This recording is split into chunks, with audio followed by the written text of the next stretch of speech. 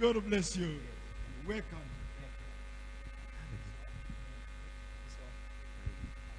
Thank you, Jesus. urakoze mwami Yesu. Alléluia. Amen. Je voudrais peut-être que les musiciens m'aident 2 minutes nifuzaga yuko abacuranzi bamfashaho gato avec ceux de la louange, si elles veulent se... bashobora kugarukaho gakeya, maybe ababakas mushobora kwegera hano.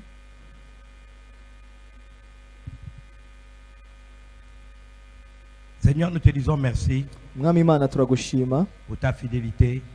kubwo kugira neza kwawe. Nous tenons devant toi. Duhagaze imbere yawe, Tu es le roi des rois, uri umwami w'abami, le Seigneur des seigneurs. umwami w'abami. Tu aimes notre continent Ni wowe ukunda umugabane wacu et humblement, kandi urawukunda neza. nous te demandons Duciye bugufi tugusaba de toucher nos cœurs. yuko ukora ku mitima yacu. Ta parole déclare Ijambo ryawe riravuga ngo que la révélation de ta parole est claire ihishurwa ry'ijambo ryawe riragaragara neza, et donne de l'intelligence aux simples. yuko utanga ubwenge ku baciye bugufi. Donne-nous la science, Duhe mwami ubushishozi, donne-nous la connaissance. duhe mwami Imana gusobanukirwa. Seigneur, remplis-nous de ta lumière. Data twuzuze umucyo wawe. Nous voulons entendre ta voix. Data turifuza kumva ijwi ryawe. Ta parole est la vérité. Ijambo ryawe ni ukuri. Sanctifie-nous par ta vérité. Twezeshe ukuri kwawe. Nous te demandons humblement Turagusaba duciye bugufi, de nous booster de l'intérieur. udusunikiremo imbere. Nous ne voulons pas partir de cet endroit Ntabwo twifuza kuva hano hantu comme nous sommes venus. uko twahaje. Nous avons besoin d'un attouchement. Dukeneye gukorwaho. Nous ne doutons pas un seul instant. Ntabwo twifuza gutakaza umunota n'umwe. Seigneur, tu vas nous parler. Data uvugane natwe. Seigneur, tu vas nous toucher. Data udukoreho, Tu vas nous équiper. utwubake. Tu vas briser toute forme de joug. Uraza gusenya uburetwa bwose. Tu vas renouveler notre intelligence. Uraza gusubiranya ubwenge bushya muri twe. Seigneur, tu vas nous donner Data uraje uduhe tout ce qui est nécessaire ibisabwa byose pour que nous relevions le défi kugira ngo tubashe guhura de la n'ibiduhinyuza, restauration, kugira ngo de dusanwe, la guérison de l'Afrique. kugira ngo Afurika ikire. Seigneur, à nouveau, Data nanone bundi nous bushya te prenons à témoin. turabizi neza ko uri umuhamya Tu vas agir en notre faveur. yuko ugiye gukora mu ruhande rwacu. Reçois l'honneur, Akira icyubahiro, la gloire icyubahiro et la louange qui t'est due. ndetse no kukuramya. En ton nom, Jésus, nous avons Mu prié. izina ry'umwami wacu Yesu Kristo dusenze. Amen. Amen.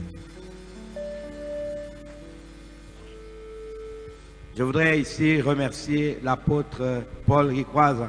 Nifuzaga gushimira intumwa Paul Gitwaza. J'aimerais qu'on se lève et qu'on célèbre cet homme de Dieu, s'il vous plaît. Nimunyemerere duhaguruke dushimire uyu muntu w'Imana.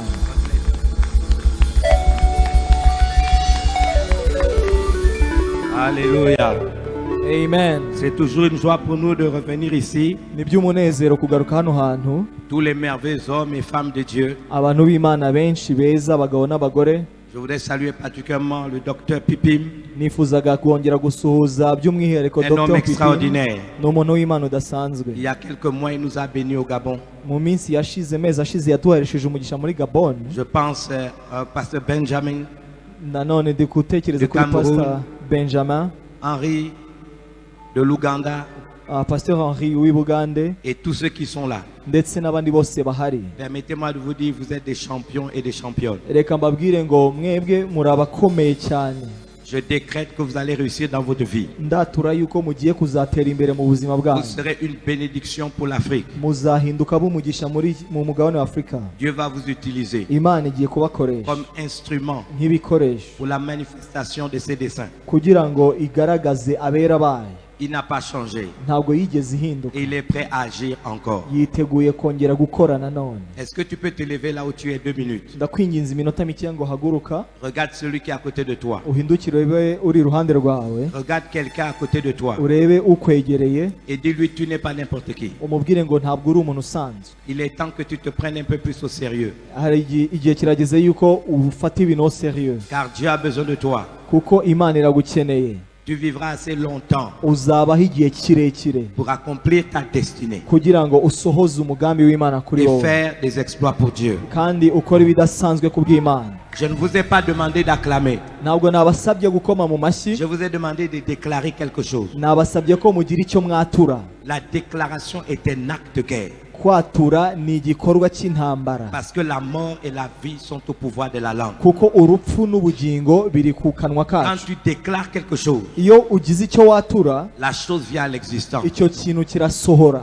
Vous devez avoir ça à l'esprit. Mugomba kubikomeza mu mitima yanyu. Nous ne sommes pas dans la mêmeté. Ntabwo turi mu bantu batavuga badasohora, Nous faisons les choses dans l'esprit. dukora ibintu mu mwuka. Alors regarde quelqu'un et dis-lui sincèrement, tu n'es pas n'importe qui. Hindukira mugenzi wawe umubwire ngo uri umuntu udasanzwe. Il est temps que tu te prennes un peu plus au sérieux. Hageze yuko wifata au sérieux Car Dieu a besoin de toi. kuko Imana iragukeneye. Tu vivras assez longtemps Uzabaho iby'igihe kirekire cyane pour accomplir ta destinée kugira ngo usohoze umugambi w'Imana et kuri wowe faire des exploits pour Dieu. kandi ukore ibyitangaza ku Mana. Si tu l'as fait à quelqu'un, tourne-toi, trouve encore une autre personne, dis tu n'es pas n'importe qui. Nimba wabikorewe ibumoso hindukira iburyo umubwire ngo ntabwo uri Il umuntu est temps que usanzwe. tu te prennes un peu plus au sérieux. Harageze yuko wifata kuri agaciro Car Dieu a besoin de toi. kuko Imana iragukeneye. Tu vivras assez longtemps Uzabaho igihe kinini pour accomplir ta destinée kugira ngo usohoze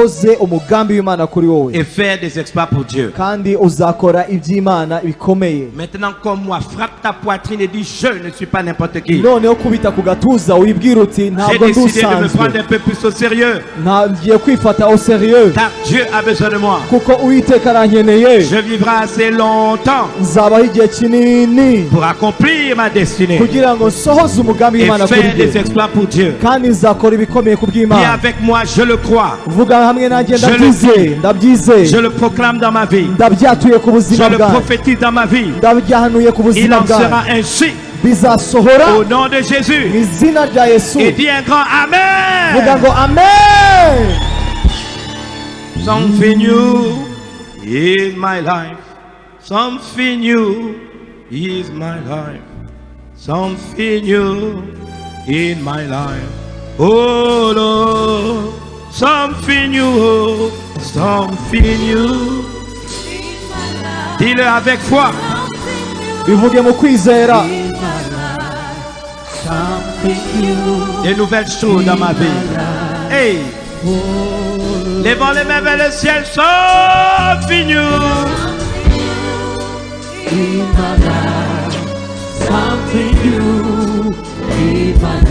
Jesus. Oh, Barabashanda Babaha. Ring of fire. Yeah. Baba. Yeah. Jesus. Yala Baba. Ya Baba. Yeah. Something new. Baba. Jesus.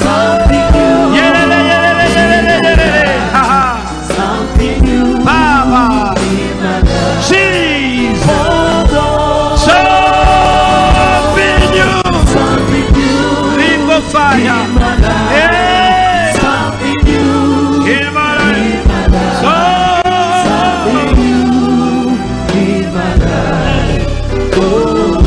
Dites avec moi de nouvelles choses.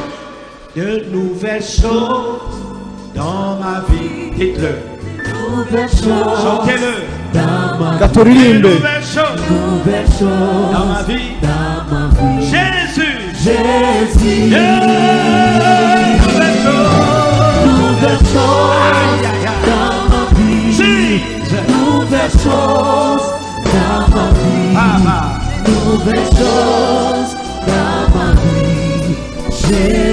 Encore une fois, de nouvelles choses, de nouvelles choses.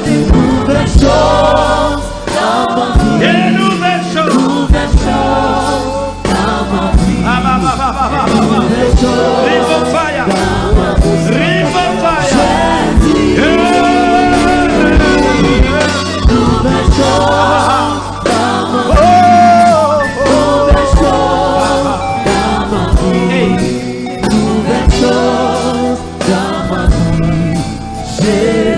Continuez avec le son de la même musique. J'aimerais vous dire avant que vous puissiez vous asseoir. Nifuzaga yuko mbere ko mwicara, Nous ne sommes pas ici pour une nouvelle réunion. ntabwo twaje hano mu yandi materaniro Nous adasanzwe sommes yandi, à un rendez-vous divin. twaje guhura n'Imana. Je veux parler à l'Afrique nifuzaga kubwira Afurika et à l'église d'Afrique. ndetse n'itorero rya Afurika. J'aimerais vous parler du principe de l'habituation. Les habitudes, habituation. Nifuza kubabwira ku ihame ry'akamenyero. Ce n'est pas mon message, mais avant de le faire, je voudrais vous dire quelque chose. Ntabwo ari bwo butumwa bwanjye, ariko mbere yuko njya mu butumwa ndashaka kugira icyo mbabwira. Il y a des choses inacceptables Hari ibintu bimwe na bimwe bitemewe qui affectent l'Afrique. biza bigakora kuri Afurika, Mais les choses en sont ainsi kandi ibyo bintu ni ibi ngibi parce que nous l'avons accepté. nuko twabyemeye. Vous prenez un lion sauvage dans la brousse. Ufata intare yo mu ishyamba Vous le mettez dans une cage. ukayishyira mu kazu gato, Les premières heures, amasaha ya mbere, les premiers jours, iminsi ya mbere, le lion va rugir. iyo ntare izatontoma, Il va se cogner sur la cage. izakubita ishaka gusenya ako Parce que kazu, ce n'est pas son environnement. kuko atari yo yari isanzwe Il ituye. va hurler. Izasakuza, Il va rugir. izasakuza Des jours et des nuits. amanywa nijoro, Des jours et des nuits. amanywa nijoro Dans cette cage.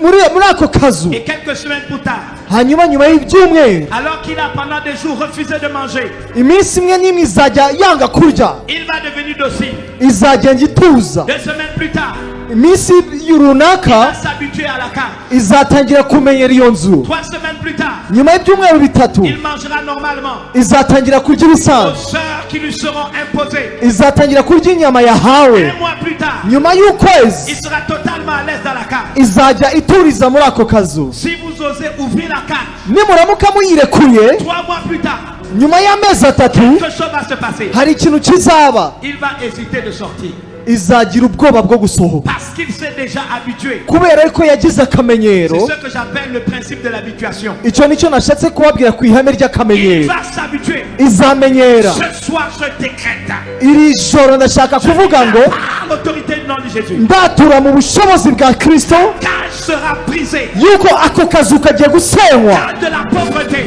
Iyo nzu y'ubukene, la cage de la souffrance, iyo nzu y'ibibazo, la cage de l'injustice, iyo nzu yo kutagira ubutungane, de la tragédie. icyo kibazo cy'ibyago. J'ai besoin que ce soir, Ndifuza ko iri joro tu puisses rendre en compte wongera gusubira que ce qui va être dit yuko ibintu byose biza kuvugwa, pour objectif de faire sortir l'Afrique yuko tugomba gusohora Afurika des différentes cages où nous avons été mis. muri utwo tuzu twinshi twashyizwemo, Parce que c'est notre heure. kubera ko aricyo gihe Parce que cyacu, c'est notre saison. kubera ko aricyo gihe Parce que cyacu, c'est notre temps. kubera ko aricyo gihe cyacu, Dieu kuko Imana décrété dans le ciel. imaze kubyatura mu C'est le ijuru temps de l'Afrique. yuko ari igihe cya Afurika. Qu'une circonstance, Nta kintu na kimwe, un événement nta kintu na kimwe pourra empêcher cela. kizahagarika ibyo bintu, Mais tu dois être prêt. ariko ugomba Mais tu dois kwitegura, être prêt. ugomba kwitegura, Tu dois être prêt. ugomba Ah, kwitegura. il y a quelqu'un qui ne suit pas. Hari umuntu utari Tu kunyumva, dois être prêt. ugomba Tu dois kwitegura, être prêt. ugomba kwitegura Sortir.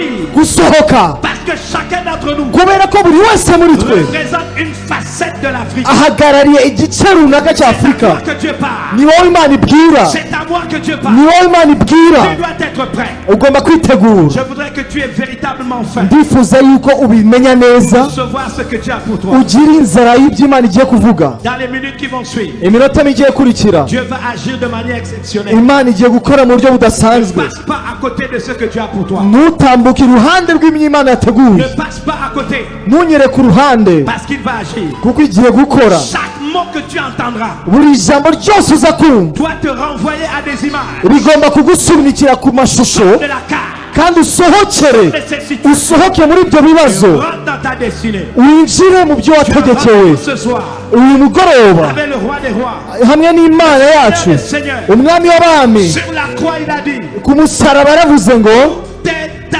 byose birarangiye. Sois béni au nom de Jésus. Imana iguhe umugisha mu izina rya Yesu, Imana iguhe umugisha mu izina rya Yesu, Imana iguhe umugisha mu izina rya Yesu. Vers le ciel. Reka tuzamure ibiganza byacu, Une dernière fois, disons encore, something new. reka turirimbe iyo ndirimbo ngo something new. Chose de nouvelles choses. Yeah. Something new. Hallelujah. Something new Jesus. in my life. Yeah. Something new Hey. in my life. Leave the fire.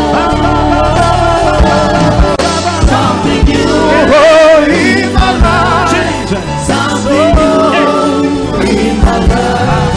Something new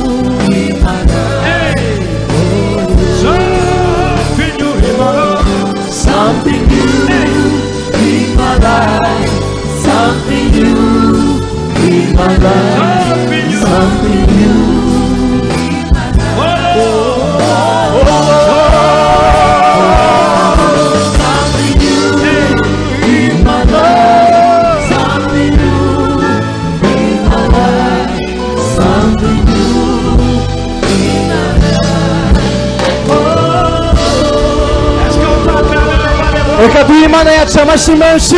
Seigneur des Seigneurs. Umwami w'abami. Que Dieu vous bénisse. Imana ibahe umugisha. Veuillez vous asseoir. Reka twese twicare. L'atmosphère, elle est extraordinaire. Ikirere kiratangaje hano hantu. Merci aux chantres musiciens. Abaririmbyi murakoze cyane n'abacuranzi. Je ne sais pas ce que vous faites ici à Kigali. Sinzi ibyo mukora muri uyu murwa. Il faut venir avec moi, on rentre à Libreville après la conférence. Mugomba kunkurikira tukajya Libreville. Alléluia. Est-ce qu'on peut acclamer les chantres, les musiciens? Reka tubakomere amashyi menshi cyane abacuranzi n'abaririmbyi. J'aurais toujours besoin de ce son, n'est-ce pas? Ako karirimbo ndagashaka mube hafi aho ngaho. Exode 25, verset 8. Kuva 25 umurongo wa 8. Ils me feront un sanctuaire Azakugira kuba igicaniro, et j'habiterai au milieu d'eux. azakugira kuba ubuturo. Exode 25, 8. Kuva 25 umurongo wa 8. Ils me feront un sanctuaire Azangira kuba ubuturo et j'habiterai au milieu d'eux. kandi nzatura hagati yabo. Je vais prendre un peu d'eau, ok. Vous m'excusez, je nous vois un peu roué ce soir, Murambabarira, mais ça va aller. biraza kugenda neza.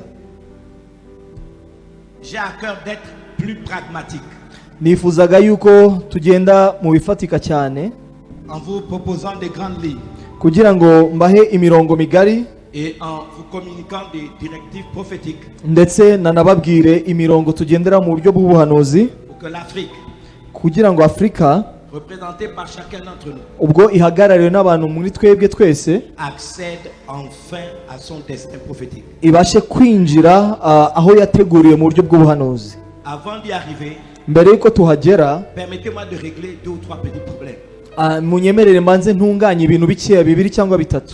Dans le livre des Proverbes, Mu gitabo cy'imigani verset 22, verset 2, igice cya 22 umurongo wa 2, la Bible dit que le riche et le pauvre se rencontrent. Bibiliya iravuga ngo umukire n'umukene barahura, C'est l'Éternel qui a fait l'un et l'autre. ni Imana yakoze umwe n'undi. Et le même verset est repris dans Proverbe 29, Nanone icyo cyanditswe kiragaruka muri 29 d'une autre façon, au verset 13. mu bundi buryo ku murongo wa 13. Dans la version française, Bibiliya y'igifaransa c'est une très mauvaise traduction. ishobora kuba itarasemuwe neza cyane, Et c'est à cause des traductions que je suis devenu professeur de grec. kandi kubera uko kuzisemura niyo mpamvu nabaye umwarimu w'ikigiriki. J'ai une maîtrise en philologie, Mfite maîtrise muri philologie, grec et hébreu biblique. ni igiheburayo n'ikigiriki cya Bibiliya. On dit le pauvre et l'oppresseur. Baravuga ngo umukene ndetse n'urenganya. Mais dans le texte littéral, c'est l'opportuniste. Mu yandima uburyo Bibiliya yanditswe ni umuntu ufatira ku mahirwe. L'opportuniste, c'est quelqu'un qui ne laisse pas passer l'opportunité. Umuntu ufatira ku mahirwe ni umuntu utajya wirengagiza amahirwe amuciyeho. Donc le pauvre et l'opportuniste Umukene ndetse n'umunyamahirwe n'ufatiranya amahirwe, se rencontrent. amahuriro yabo C'est le même verset. ni cya cyanditswe kimwe. Et là, on dit c'est l'Éternel qui éclaire les yeux de l'un et de l'autre. Aho Bibiliya ivuga ngo Uwiteka ahwejesha amaso ya bombi. Dans le texte original, c'est l'Éternel qui a donné la vue. Mu magambo yanditswe neza bavuga yuko ari Imana yabahaye kureba. Une version anglaise, je crois que ça doit être Amplified Bible, dit qui a donné la vision à l'un et à l'autre. Muri Bibiliya cyongereza yitwa Amplified bivuga ngo Imana niyo yahaye bombi imirebere. Je voudrais vous dire quelque chose. Hari ikintu nifuza kubabwira. Dans la culture biblique hébraïque, Mu muco wa Bibiliya y'abaheburayo, un texte biblique ijambo ry'Imana muri Bibiliya a 72 niveaux de lecture, rifite iburyo 72 bwo kurisomamo sans altérer le contexte. udahinduye uburyo rivuze. Alors on va pas faire ça.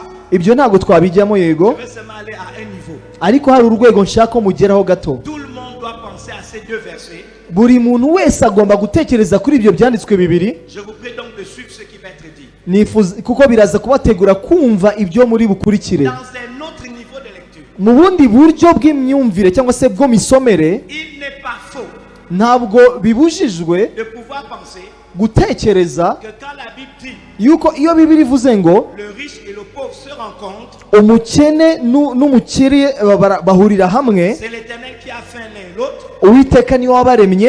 Vous voyez, j'ai quelqu'un ici à côté de moi. Murabizi mfite umuntu hano iruhande rwanjye. On peut dire, Dushobora kuvuga ngo regardez 2 minutes. nimurebe hano gato, Le riche umukire et le pauvre n'umukene se rencontrent. barahura, C'est l'Éternel qui a fait l'un et l'autre. uwiteka niwe wabaremye bombi. Ça, c'est un niveau de lecture. Ubwo ni uburyo bw'imisomere. On monte un peu plus, Tuzamutse gato hejuru sans altérer le texte. udahinduye icyo cyanditswe. Maintenant, je suis là. Noneho ndi hano, Ça peut aussi vouloir dire bishobora kuvuga nanone ngo qu'en moi, il y a deux personnes. yuko muri njye harimo abantu babiri, Le riche qui est en moi umukire uri muri njye et le pauvre qui est en moi ndetse n'umukene uri muri njye se sont rencontrés. barahuye, Le riche qui est en moi umukire muri njye et le pauvre qui est en moi ndetse n'umukene muri njye se sont rencontrés. bahuye, C'est l'Éternel qui a fait l'un et l'autre. kandi uwiteka niwe wabaremye. Ça, c'est intéressant, ça. Ubwo nanone bifite icyo bivuze. Maintenant, écoutez. Umva nanone Pour tout ce qui va être dit, ku bintu byose biri buvugwe, pense pas à ton voisin. ntimutekereze kuri mugenzi Pense wanyu, à toi-même. witekerezeho, Pense qu'il y a en toi un pauvre et un riche. kuko muri wowe harimo umukire n'umukene. Vous avez déjà lu l'histoire de Lazare. Mumaze kumenya amakuru ya Lazaro. On nous a dit, le pauvre mourut Baravuga ngo umukene arapfa, et Lazare fut pris par les anges. hanyuma Lazaro yakirwa n'abamarayika. En Lazare, il y avait un pauvre Lazare, il y Oui. avait le pauvre et le riche. Mu yandi magambo, muri Lazaro hari harimo umukene Lazaro n'umukire Lazaro. C'est le pauvre qui est mort, Umukene yarapfuye, mais Lazare qui était le bon côté, il montait. ariko Lazaro wo mu ruhande rwiza yarazamuwe. Écoutez-moi, Nimuntege amatwi. qu'est-ce que cela veut dire? Ibyo bishatse kuvuga iki rero? Nous sommes en réalité, Mu by'ukuri turi les choses turi ibintu pour lesquelles nous avons été exposés. turi ibintu twashyizwe imbere yabyo, cyangwa Les se choses ibyo twashyizweho. auxquelles nous sommes exposés Turi ibintu twateretswe imbere. font de nous ce que nous sommes. Ibintu twateretswe imbere nibyo bitugize. Je veux vous prendre à témoin. Ndashaka ko mumbera abahamya. Si un Gabonais vient vivre au Rwanda, Iyo umuntu w'i Gabon aziye gutura mu Rwanda, il parle français, akavuga igifaransa, il vit avec sa femme, akazana n'umugore we, il vit au Rwanda. akaba i Kigali mu Rwanda, Le bébé naît au Rwanda, umwana akavukira mu Rwanda, à Kigali. akavugira hano i Kigali. Ce petit enfant, Ako kana gato on l'amène à la crèche. bakamujyana muri creche. Et là-bas, il attend du matin au sac Kiwanda, Kiwanda, Kiwanda, Kiwanda. Buri Kiwanda. munsi bakamubwira ikinyarwanda, ikinyarwanda, ikinyarwanda. C'est un Gabonais.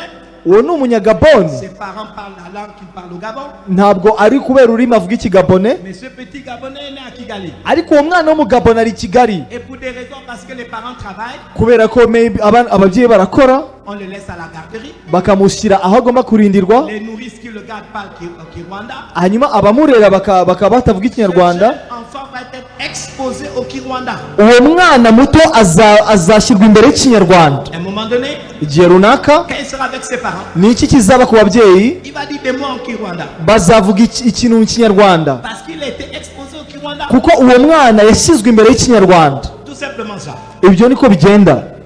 Toutes les choses pour lesquelles nous sommes exposés, nous le devenons. Ikintu cyose duteretswe imbere dusa nacyo. Je voulais commencer avec ça pour te dire quelque chose. Ndifuza kubabwira ikintu. Tout ce qu'on va dire ce soir Ikintu cyose tuvuga iri joro doit te ramener à des images. kigomba kukugarura ku mashusho. Le riche et le pauvre qui sont en toi se sont rencontrés. Ayo mashusho ni ayahe? Umukire n'umukene muri bo barahuye. Lequel de deux va prendre le dessus sur ta vie? Ese ni uwuhe Imana izafatiraho mu buzima bwawe? Celui qui prendra le dessus. Uwo izafatiraho mu buzima Le bwawe riche ou le pauvre ni umukire cyangwa umukene, prendra le dessus azafata uwufata en hejuru. fonction des choses auxquelles tu seras exposé. Uzagira uruhare, ntuzaba ufitanye isano n'ibyo uzaba wateretswe imbere. Ça dans Juge 8, 21, on nous a dit tel est l'homme, telle est sa force. Bibiliya avuga ngo uko umuntu ameze nibwo buryo bwe cyangwa se niyo makosa ye. Tout au long du message, Niko turi bugende tuganira mu je butumwa. voudrais que tu penses à cela. Nifuza yuko mugenda mubitekereza muri ubwo buryo. Quand la Bible dit Bibiliya avuga ngo heureux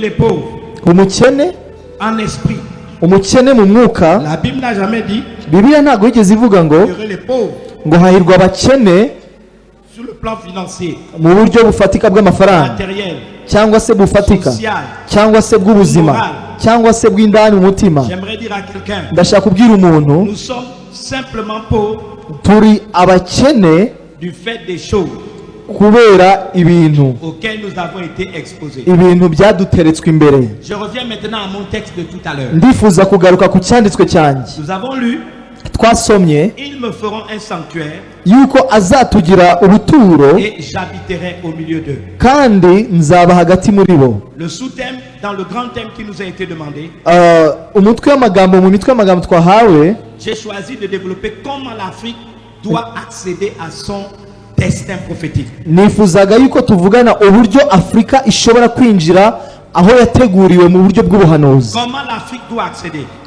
Ni gute Afurika yakwinjira? Cela veut dire comment l'église d'Afrique doit accéder à son destin prophétique. Mu yandi magambo, ese itorero rya Afurika ryakwinjira rite aho ryateguriwe mu buryo bw'ubuhanuzi? Cela veut dire comment chacune de nos nations africaines doivent accéder à leur destin prophétique. Mu yandi magambo, ni gute buri gihugu cyose cya Afurika cyakwinjira aho cyateguriwe mu buhanuzi? Mais cela aussi s'adresse à toi à l'échelle de ta famille. Kandi nanone ubimanure mu rwego rw'umuryango wawe. Comment ta famille doit accéder ubimanure uvuge ngo ni gute umuryango wawe son destin prophétique. wakwinjira aho wateguriwe mu buhanuzi. Il y a quelqu'un qui cela s'adresse à toi personnellement. Ndifuza yuko ibyo bintu bikujyaho bikureba. C'est à toi que Dieu parle. Ni wowe Imana ibwira. Comment dois-tu accéder à ton destin prophétique? Ni gute wagenda ukinjira mu rwego rw'ubuhanuzi? Exode 25:8 nous donne une piste.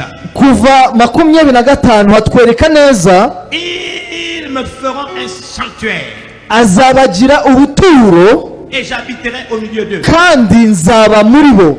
Moi j'aime la version hébraïque. Je nkunda uburyo abaheburayo babyandika. Cette version a bouleversé ma façon de lire ce texte. Ubwo buryo bwahinduye uburyo bwanjye bwo gusoma. La version hébraïque dit, Ubwo buryo bw'igiheburayo baravuga ngo ils parachèveront ce que j'aurai commencé bazasohoza ibyo nzaba naratangije et je me manifesterai au milieu d'eux. kandi nzahagarara nzaba hagati muri bo. Ils parachèveront Bazasohoza ce que j'ai commencé ibyo natangije et je me manifesterai au milieu d'eux. kandi nzigaragaza muri bo. Le commentaire que j'ai lu en hébreu dit, urusobanuro nasomye mu baheburayo je rendrai visible. haravuga ngo nzigaragaza. J'aime cette version. Aho hantu ndahakunda cyane. J'ai découvert qu'elle est en accord avec Genèse 2:15. Iryo jambo risatse gusa ndetse n'igitabo cy'itangiriro 2:15. L'Éternel prit l'homme Bibiliya ivuga ngo ifata et le umuntu plaça dans le jardin d'Éden imushyira mu ngo bya Edeni pour le cultiver et le garder. kugira ngo ayihingire ndetse anayirinde. L'Éternel prit l'homme. Uwiteka ijyana umuntu, L'Éternel prit l'homme. Uwiteka Imana ijyana wa muntu Le plaça dans le jardin d'Éden imushyira muri iyo ngobyi yo muri Edeni pour le cultiver et le garder. ngo ayihingire ibirimo ayirinde. Le jardin est un jardin d'Éden. Ubwo busitani bwa Edeni. Éden signifie délice. Edeni bivuga ahantu heza hashashe neza. Le jardin d'Éden c'était un paradis. Ni ahantu muri paradizo, Et Dieu l'a placé là. Imana imuterekayo. La question qu'on doit se poser à l'instant. Ikibazo twakwibaza ubu ngubu, À l'instant, nous devons nous poser une question. uyu mwanya twibaza iki kibazo. Si nous nous posons les bonnes questions, Nitwibaza ibibazo neza, nous pouvons trouver les bonnes solutions. dushobora kubona ibisubizo byiza. Le jardin, c'est Dieu qui l'a fait. Ubwo busitani bwaremwe n'Imana. Sur cette terre, nous avons une expression humaine. Rero hano ku isi hari ukuntu tubivuga. On dit souvent que l'œuvre de l'homme n'est pas parfaite. Tujya tuvuga ngo ibikorwa by'abantu ntabwo biba bitunganye, Mais l'œuvre de Dieu est parfaite. ariko ibikorwa by'Imana bihora C'est bitunganye. Dieu qui a créé le jardin. Ni Imana yaremye ubwo busitani Et il place l'homme. kandi ishyiraho umuntu. Qu'est-ce que l'homme peut encore faire Ese umuntu yabikoraho iki si Dieu a déjà fait? nimba Uwiteka yarabikoze? Puisque l'œuvre de Dieu est parfaite, Kuko umurimo w'Imana ni mwiza, pourquoi l'avoir encore mis dans le jardin? kubera iki yamushyize muri ubwo busitani? Et la Bible précise, Kandi biravuga ngo pour le cultiver kugira ngo ahingire et pour le garder. ndetse anayirinde. Mais il va faire quoi? Ese azakora n'iki? Le jardin, c'est Dieu qui l'a créé. Ubusitani bwaremwe n'Imana. C'est un Dieu parfait. Imana ikaba Imana ikora ibitunganye, C'est un Dieu parfait. Imana itunganye. Posons-nous les bonnes questions. Reka twibaze neza, Si c'est un jardin paradisiaque, nimba ari ubusitani bwa c'est paradizo Dieu qui en est le créateur. akaba ari Imana irema, Qu'est-ce que l'homme peut ajouter à ce que Dieu a fait? ese umwana w'umuntu azongeraho iki ku by'Imana yakoze? Posons-nous les bonnes questions. Mureke twibaze ibibazo neza, Posons-nous les bonnes questions. mureke twibaze ibibazo neza. Écoutez, Nimwumve neza, je vais y répondre, ndashaka gusubiza, mais pas maintenant. ariko nanone Je vais y répondre ndashaka gusubiza, en réglant un autre problème. ndasubizanya ikindi kibazo. L'Église d'Afrique est incapable Itorero rya Afurika ntirishoboye de relever les défis gutunganya ibibazo parce que nous faisons partie des choses que Dieu a pour nous. kuko Nous ne vivons qu'avec une partie des choses que Dieu a pour nous. tubana na kimwe mu bintu. Regardez, Nimunyumve neza, la Bible Bibiliya la parole de Dieu Bibiliya ijambo a ry'Imana plusieurs dimensions. rifite inzego nyinshi. Mais j'aimerais vous parler de deux dimensions principales. Ndashaka kubabwira inzego ebyiri zikomeye. La parole de Dieu, Ijambo ry'Imana c'est la loi de Dieu. ni itegeko ry'Imana. Il y a la loi de Dieu dedans. Harimo amategeko Il y a y'Imana. les commandements de Dieu. Harimo amategeko y'Imana. C'est à l'intérieur. Birimo hano imbere. Exemple, Reka mbahe urugero. la Bible déclare, Bibiliya avuga ngo soyez saints car je suis saint. nimubabera ko nanjye ndi uwera. Ça, c'est la parole de Dieu. Niko ijambo ry'Imana C'est la loi rivuga. de Dieu. Ni itegeko La ry'Imana. Bible Avuga ngo aimez-vous les uns les autres. mukundane. La Bible déclare Bibiliya avuga ngo que celui qui n'aime pas ne connaît pas que Dieu est amour. udakunda ntabwo afite Imana. La Bible déclare Bibiliya avuga ngo il faut payer la dîme. mugomba gutanga ibya cumi. Il faut donner des offrandes. Mugomba gutanga. Sois de l'Éternel ton Dieu. Wibuke Uwiteka Imana C'est yawe. lui qui te donnera des richesses. Niwe uzaguha La ubutunzi. force d'acquérir des richesses. Imbaraga zakira Tu ne ubutunzi. rentreras pas à la maison de Dieu les mains vides. Ntabwo wemere kwinjira mu nzu y'Imana imbokoboko. Dieu n'exauce pas le pécheur. Imana ntabwo isubiza On abanyabyaha. nous demande d'être conduit par le Saint-Esprit. Bibiri dusaba kuyoborwa n'umwuka w'Imana. On nous demande de prier en langue. Iradusaba kuvuga mu ndimi. On demande de vivre dans l'unité. Idusaba kubaho mu bumwe. Tout ça est dans la Bible. Ibyo byose biri muri Bibiliya. En grec, on appelle cette partie le nomos. Mu Kigiriki icyo gice tucyita nomos. Nomos, c'est la loi. Nomos ni amategeko, C'est les commandements. ni amabwiriza, Les prescriptions. ni amategeko, C'est les valeurs morales. ni ibyo duhabwa bijyanye Nous en n'imico. avons besoin. Ibyo byose turabikenera C'est une partie seulement. kuko ni igice kimwe, Mais il y a une partie que nous ne voulons pas regarder. ariko hari igice tudakunda kureba. C'est la raison pour laquelle Niyo mpamvu nous sommes faits. turi abanyantege nke. Je voudrais rappeler une chose. Ndashaka kubabwira ikintu. Le nomos, c'est pour toi-même. iryo zina ni iryawe. Ton édification personnelle. Uko kwiyitaho ubwawe C'est pour toi-même. ni ibyawe bwite. La relation avec Dieu. Ubusabane n'Imana. L'intimité avec Dieu. Ubusabane n'Imana C'est une des parties que nous avons dans la Bible. ni bimwe mu bintu dutunze muri Bibiliya. Mais il n'y a pas que du nomos. Ariko ibyo ngibyo biri muri iyo pasi ya nomos. Il y a aussi andole. Ariko hari n'ikindi gice cyitwa andole. Andole, c'est une autre partie. Ni ikindi gice Et c'est ce qui fait défaut à l'église. nicyo gitunze itorero. C'est pourquoi nous ne sommes pas souvent une réponse aux besoins de notre temps. Niyo mpamvu akenshi itorero tutari igisubizo ku bibazo C'est by'igihe quoi cyacu. l'andole? Ibyo rero bishatse kuvuga iki? C'est les principes. Ni amahame. C'est les lois universelles. Ni amahame agenga isi. Regardez un instant. Nimurebe neza. Dans la Bible, on dit que tout travail procure l'abondance. Muri Bibiliya bavuga yuko buri murimo wose ubyara umusaruro. C'est un principe. Ni ihame. Vous pouvez être chinois. Ushaka kuba umushinwa, Si vous travaillez, vous aurez l'abondance. nimukora muzabona Il ingororano. n'a pas besoin d'être chrétien. Ntabwo bimusaba kuba Avoir umukristo l'abondance s'il travaille. kugira ngo ahabwe ibirenze ku byo yakoze. On n'est plus dans le nomos. Ntabwo tukiri muri On nomos, est dans un principe. turi mu mahame. Si je jette cette bouteille vers le haut, Iri cupa nijugunye hejuru je reviens toujours vers le bas. riragaruka rikagwa hasi, Parce que tout le monde croit au principe de l'attraction. kuko buri wese yemera ku ihame ryo kujugunya La bikagwa. Bible a des principes. Ijambo ry'Imana naryo rifite amahame, Affecter nos nations. rifite amahame. Affecter la science. Ayo mahame tuyagira mu masiyansi, muri politiki, L'économie. tukagira mu ikonomi. C'est des principes Ayo ni que nous amahame trouvons dans la Bible. buri wese asoma muri Bibiliya. Il faut les deux. Bikora byombi. Nous ne vivons qu'avec le nomos. Tubana ndetse na nomos. Alors qu'est-ce que nous faisons? Ese dukora iki? Nous nous persuadons Tukagenda avec tukabyiga, la de l'église tukagenda tukabigiriza mu que nous sommes rusengero les meilleurs. yuko turi Et abakomeye. le problème, Hejuru y'ibibazo que notre continent doit changer. yuko Afurika izakira, Nos nations doivent entrer dans leur destinée. ibihugu byacu bizinjira mu byasezeranijwe. Je vous donne un autre exemple. Ndashaka kuba urundi rugero. Pharaon a un son. Farawo aza kurota inzozi, Il a fait un son. agira inzozi, Et il appelle quelqu'un pour interpréter le son. ahamagaza umuntu uza kuzisemura. Nous savons que Joseph a interprété le son. Turabizi ko Yosefu yazisemuye. Donc il a exercé ce qu'on appelle son ministère prophétique. Yosefu rero yakoresheje impano y'ubuhanuzi. Il lui a dit, si tu as vu le son se répéter 2 fois, c'est que la chose est certaine. Aramubwira ngo nimba wabibonye bigarutse inshuro ebyiri mu nzozi zimwe nuko ari iby'ukuri. Et il a expliqué à Nebuchadnezzar. Arabisobanura umugabo witwa Nebukadineza.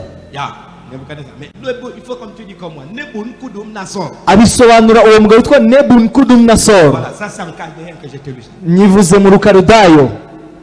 Il a dit à Nebuchadnezzar, Abibwira Nebukadinezar la tête, ati umutwe c'est toi-même. ni wowe ubwawe. Il a tout expliqué. Amusobanura byose.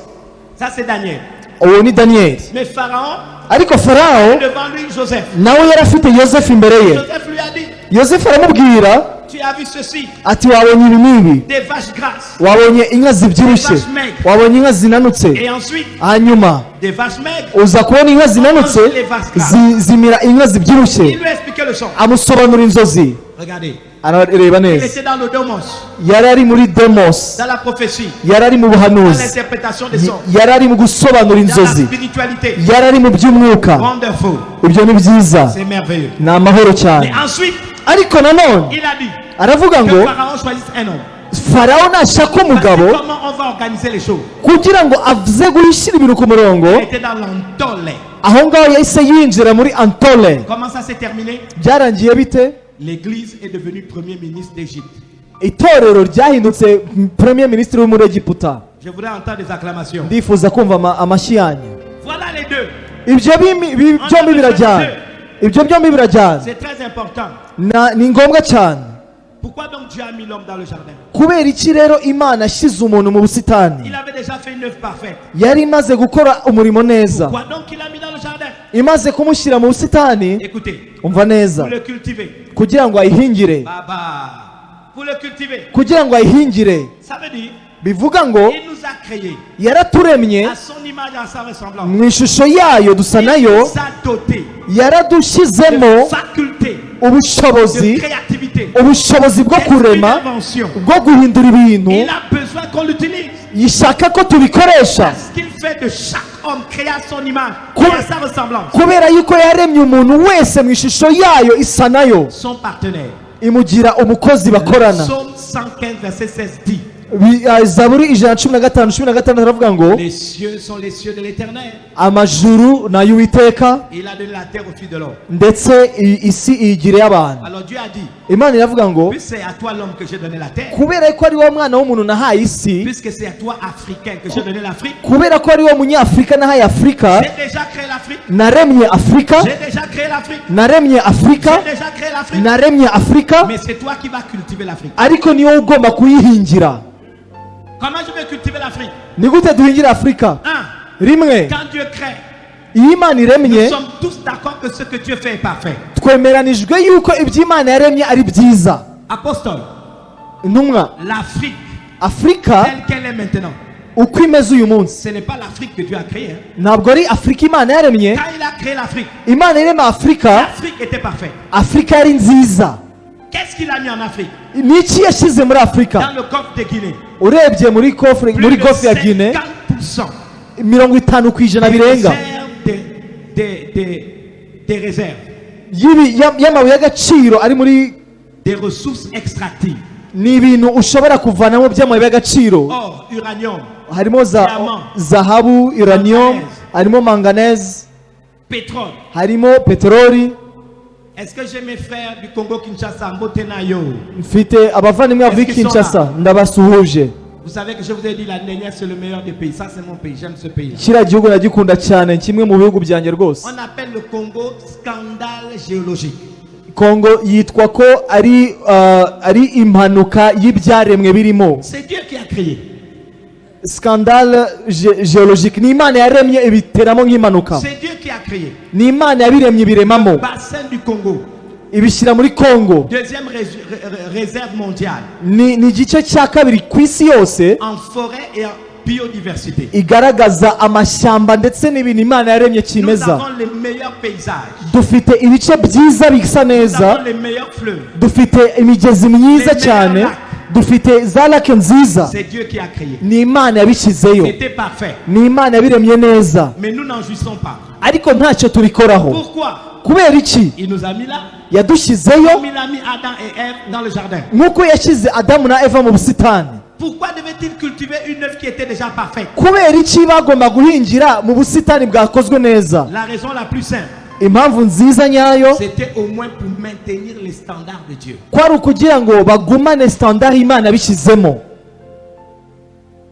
Maintenir ces standards. kugumana urwo rwego, Mais puisqu'il y a en l'homme l'esprit d'invention, kubera yuko mu muntu harimo umwuka wo guhinduranya de créativité, cyangwa se ukurema Dieu ibindi, s'attendait à ce que l'homme fasse preuve de créativité. imana yatekerezaga yuko umuntu azashyiramo udushya.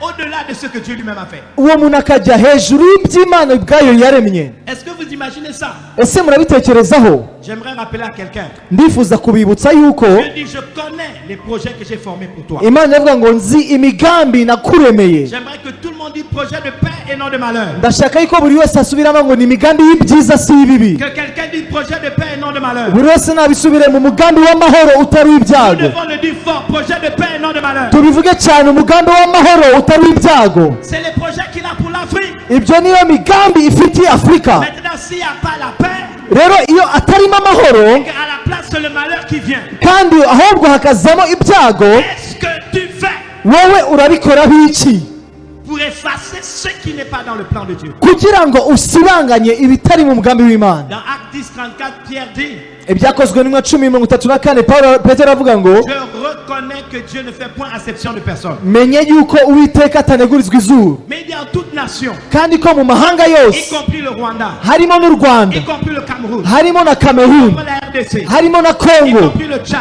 harimo y Chad, compris l'Ouganda, harimo y Uganda, compris le Ghana, harimo y Ghana, compris le Nigeria, harimo Nigeria, harimo Zambia, harimo Tanzania, harimo Gabon, la Guinée équatoriale, harimo Guinée équatoriale, harimo tous Sénégal, les pays d'Afrique. ibihugu byose Je bya ne Afurika. fais point acception de personne. Imana ntinegurizwa izuru. À toute nation, Imana mu bihugu byose celui qui le craint niwe wabiremye et qui pratique la justice, kandi niwe ushyiramo kudaca imanza zitabera. agréé de lui Imana yabiremye et agréé de lui. kandi Imana Qu'est-ce que nous faisons? icyo twe tubikora ni Il igiki? faut le craindre. Turasaba gutinya, Nous allons à l'église. tujya mu matorero buri munsi, turasenga. Il n'y a pas une église au monde qui prie comme l'église d'Afrique, Nta torero ku isi risenga nk'itorero rya Afurika, mais avec moins de résultats. ariko tukabona umusaruro muke.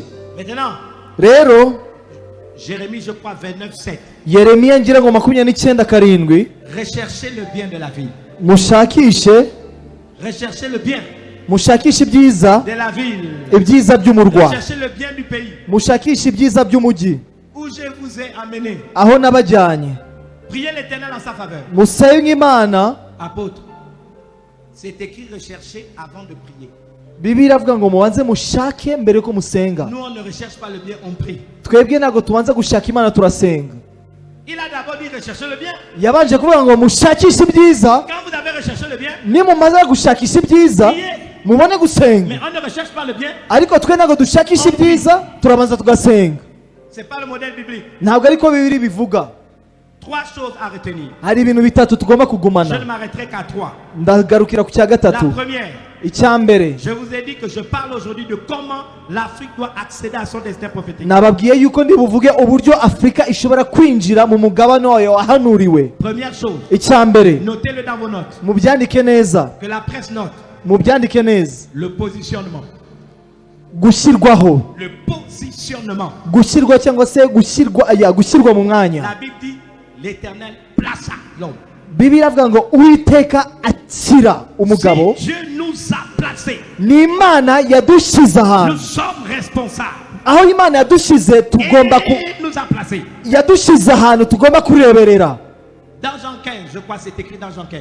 Mu Yohana 15 ngira ngo Ce n'est pas vous qui m'avez choisi, ntabwo ari njye mwamhisemo, c'est moi qui vous ai choisi. ni njye wabahisemo. Et ensuite, Kandi je iravuga ngo vous ai établi. kandi iravuga ngo nabashinze ahantu. Apostole, Apotre, si Dieu t'a établi, niba Imana yagushinze ahantu, quel démon ne peut te déstabiliser? nta muntu n'umwe wahakuvana. Il nous a établis Imana yahagushinze sur l'Afrique. kuri Afurika. Il a dit l'Éternel place à l'homme. Iravuga ngo Uwiteka ashyira Nous umuntu. sommes responsables. Nous avons un mandat. Tubazwa ibyo Nous Imana sommes yadushizemo. condamnés à réussir. Tugomba kugendera mu byo Imana yadushizemo. Changer l'Afrique. Tugomba guhindura Afurika Parce que c'est lui qui nous a placés. kuko ari yeye yahadushize. Ce n'est pas un homme qui nous a Ntabwo ari placés. umuntu wahadushize, Ce n'est pas l'ONU qui nous a établis. ntabwo ari umwana w'umuntu Le Dieu wahadushize. créateur du ciel et de la terre. Ni Imana yaremye isi n'ijuru. Jéhovah. Jehova Celui qui existe par lui-même. niwe wadushizeho, C'est lui qui t'a placé en niwe Afrique. wadushize muri C'est Afurika, lui qui t'a placé. niwe wagushize muri Afurika. Aucun démon ne peut te déstabiliser. Nta muntu n'umwe ushobora kuhakuvana. Aucune circonstance ne peut te déstabiliser. Nta kintu na kimwe cyakuvana aho hantu. Dis à ton voisin, positionnement. Bwira mugenzi wawe ngo gushyirwa ahantu. Lève-toi 2 minutes avec moi, frappe avec tes pieds. Haguruka ukubite amaguru hasi, uvuge ngo gushyirwa ahantu, gushyirwa ahantu. J'aimerais que tu te positionnes. Ndifuza yuko uhagarara ahantu. Écoutez, nyumva neza, pendant que tu le fais, mu gihe urimo kubikora pense à ton pays. utekereza igihugu cyawe, Frappe tes pieds. ukubita amaguru hasi. Là où la plante de tes pieds touche, Dieu te donne celui en possession. biravuga ngo aho ibirenge byawe bizakandagira nzagushinga. Pendant que tu le fais, urimo kubikora je prophétise. ndahanura Aucune circonstance yuko nta kintu na kimwe ne pourra te déstabiliser. kizakunyeganyeza aho uri. C'est Dieu qui t'a placé. ni imana yahagushize, ni imana yahagushize, ni imana yahagushize, Donc s'il nous a placés, ni imana yahadushize. prenons conscience qu'il nous a placés. tumenye yuko ariyo yahadushize.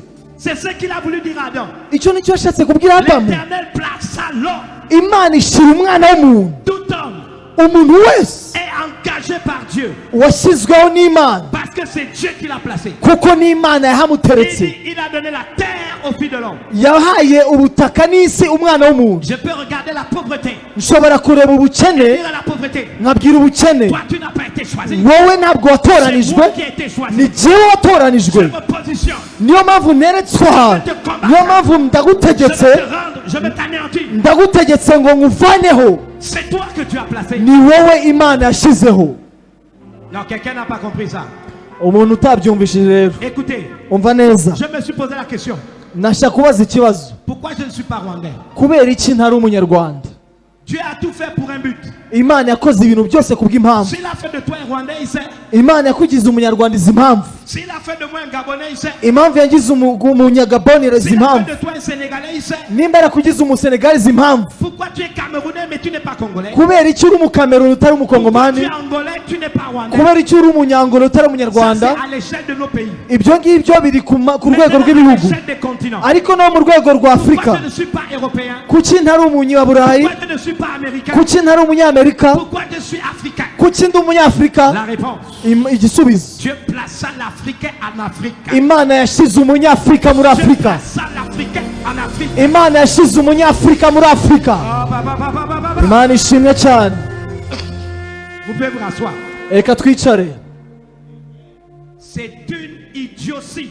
ibyo rero ni ubupfapfa, Ce qu'on voit à la télévision. ibyo tubona ku mateleviziyo. Notre jeunesse qui va mourir abana bacu bajya au gupfira, bord de la Méditerranée bajya gupfira mu nyanja ya mediterane parce qu'ils veulent vivre en Europe. kuko bashaka kuba i burayi. Écoutez, umva neza, moi j'ai pas peur de dire ce que Dieu me dit. reka mbabwire, sinyangira ubwoba bwo kuvuga ibyo ngomba kuvuga. L'ONU ne peut rien faire pour eux. umuntu ubwe ntashobora kugira icyo akora. L'Union européenne ne fera rien pour eux. union européenne nta kintu yabamarira. Les ONG occidentales, za ONG zo mu burayi ils ont besoin de ça. zose zikeneye abingibi, Les collectes d'argent. bakeneye amafaranga Quand ils demandent $100 kuko basaba amadolari 100 pour un Africain qui est sur le point de mourir, ku munyafurika ugiye gupfa, ils investissent $1. bagashyira idolari rimwe, $99 c'est dans leur poche. 99 akajya mu mufuka, Ils font une publicité avec la tragédie. bakagenda bakamamaza ibibazo biri kuvuka. L'Afrique sera la solution de l'Afrique. umunyafurika azaba igisubizo cy'umunyafurika. Si tu as cœur de partir niba ufite umutima wo kugenda pour aller vivre hors des terres où Dieu t'a établi, kugira ugahunga ubutaka imana yagushyizemo, il n'y a que deux choses qui vont t'arriver. hari ibintu bibiri bizakubaho: Soit tu meurs, cyangwa se uzapfa, soit tu deviens esclave. cyangwa se uzaba imbata. C'est une idiotie. ibyo ni ubupfapfa. Non. hoya si byo. S'il a fait de moi un Africain, nimba yaragize il umunyafurika, a un but. afite impamvu, J'ai quelque chose à faire. hari icyo ngomba Il gukora. m'a créé yandemye à son image, mu ishusho yayo, sa ressemblance. dusa nayo. Il a déjà créé l'Afrique. yashyizeho afurika. Ce que tu vois icyo urebesha amaso, comme problème icyo urebesha nk'ikibazo, ibibazo byose en Afrique, muri afurika ce n'est pas l'Afrique. ntabwo ari afurika. Ce sont des problèmes qu'il y a en Afrique. Mais ce n'est pas l'Afrique telle que Dieu l'a créée. Alors qu'est-ce que Dieu fait? Il t'a choisi. Il a fait un Africain. Que tu es. Il a besoin de toi sur cette terre. Et c'est toi qui es la solution. Pas quelqu'un d'autre. Il a déjà mis en toi la créativité, l'intelligence, les dons, les talents impano pour cultiver, kugira ngo uhinge, travailler, ukore ramener l'Afrique uzane au afurika niveau où il veut voir l'Afrique. ku rwego yifuza. J'aimerais que tu regardes ton voisin, ndifuza kureba mugenzi wawe tu le prends par la main umufate ikiganza et vous collez vos épaules mukozanyeho intungu zanyu et tu dis uvuge ngo positionnement.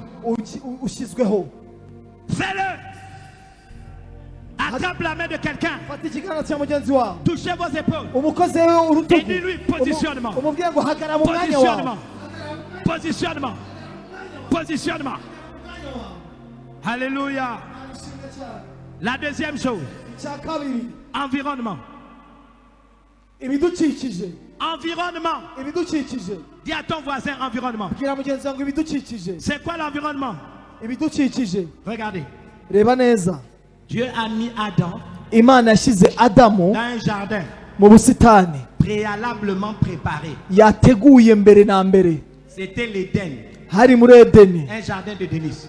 edeni imana yaremye. Afrique, afurika Africain, afurika Dieu l'a mis dans un continent préalablement préparé. imana yaguteretse mu mugabane yateguye. Le continent le plus riche, c'est l'Afrique.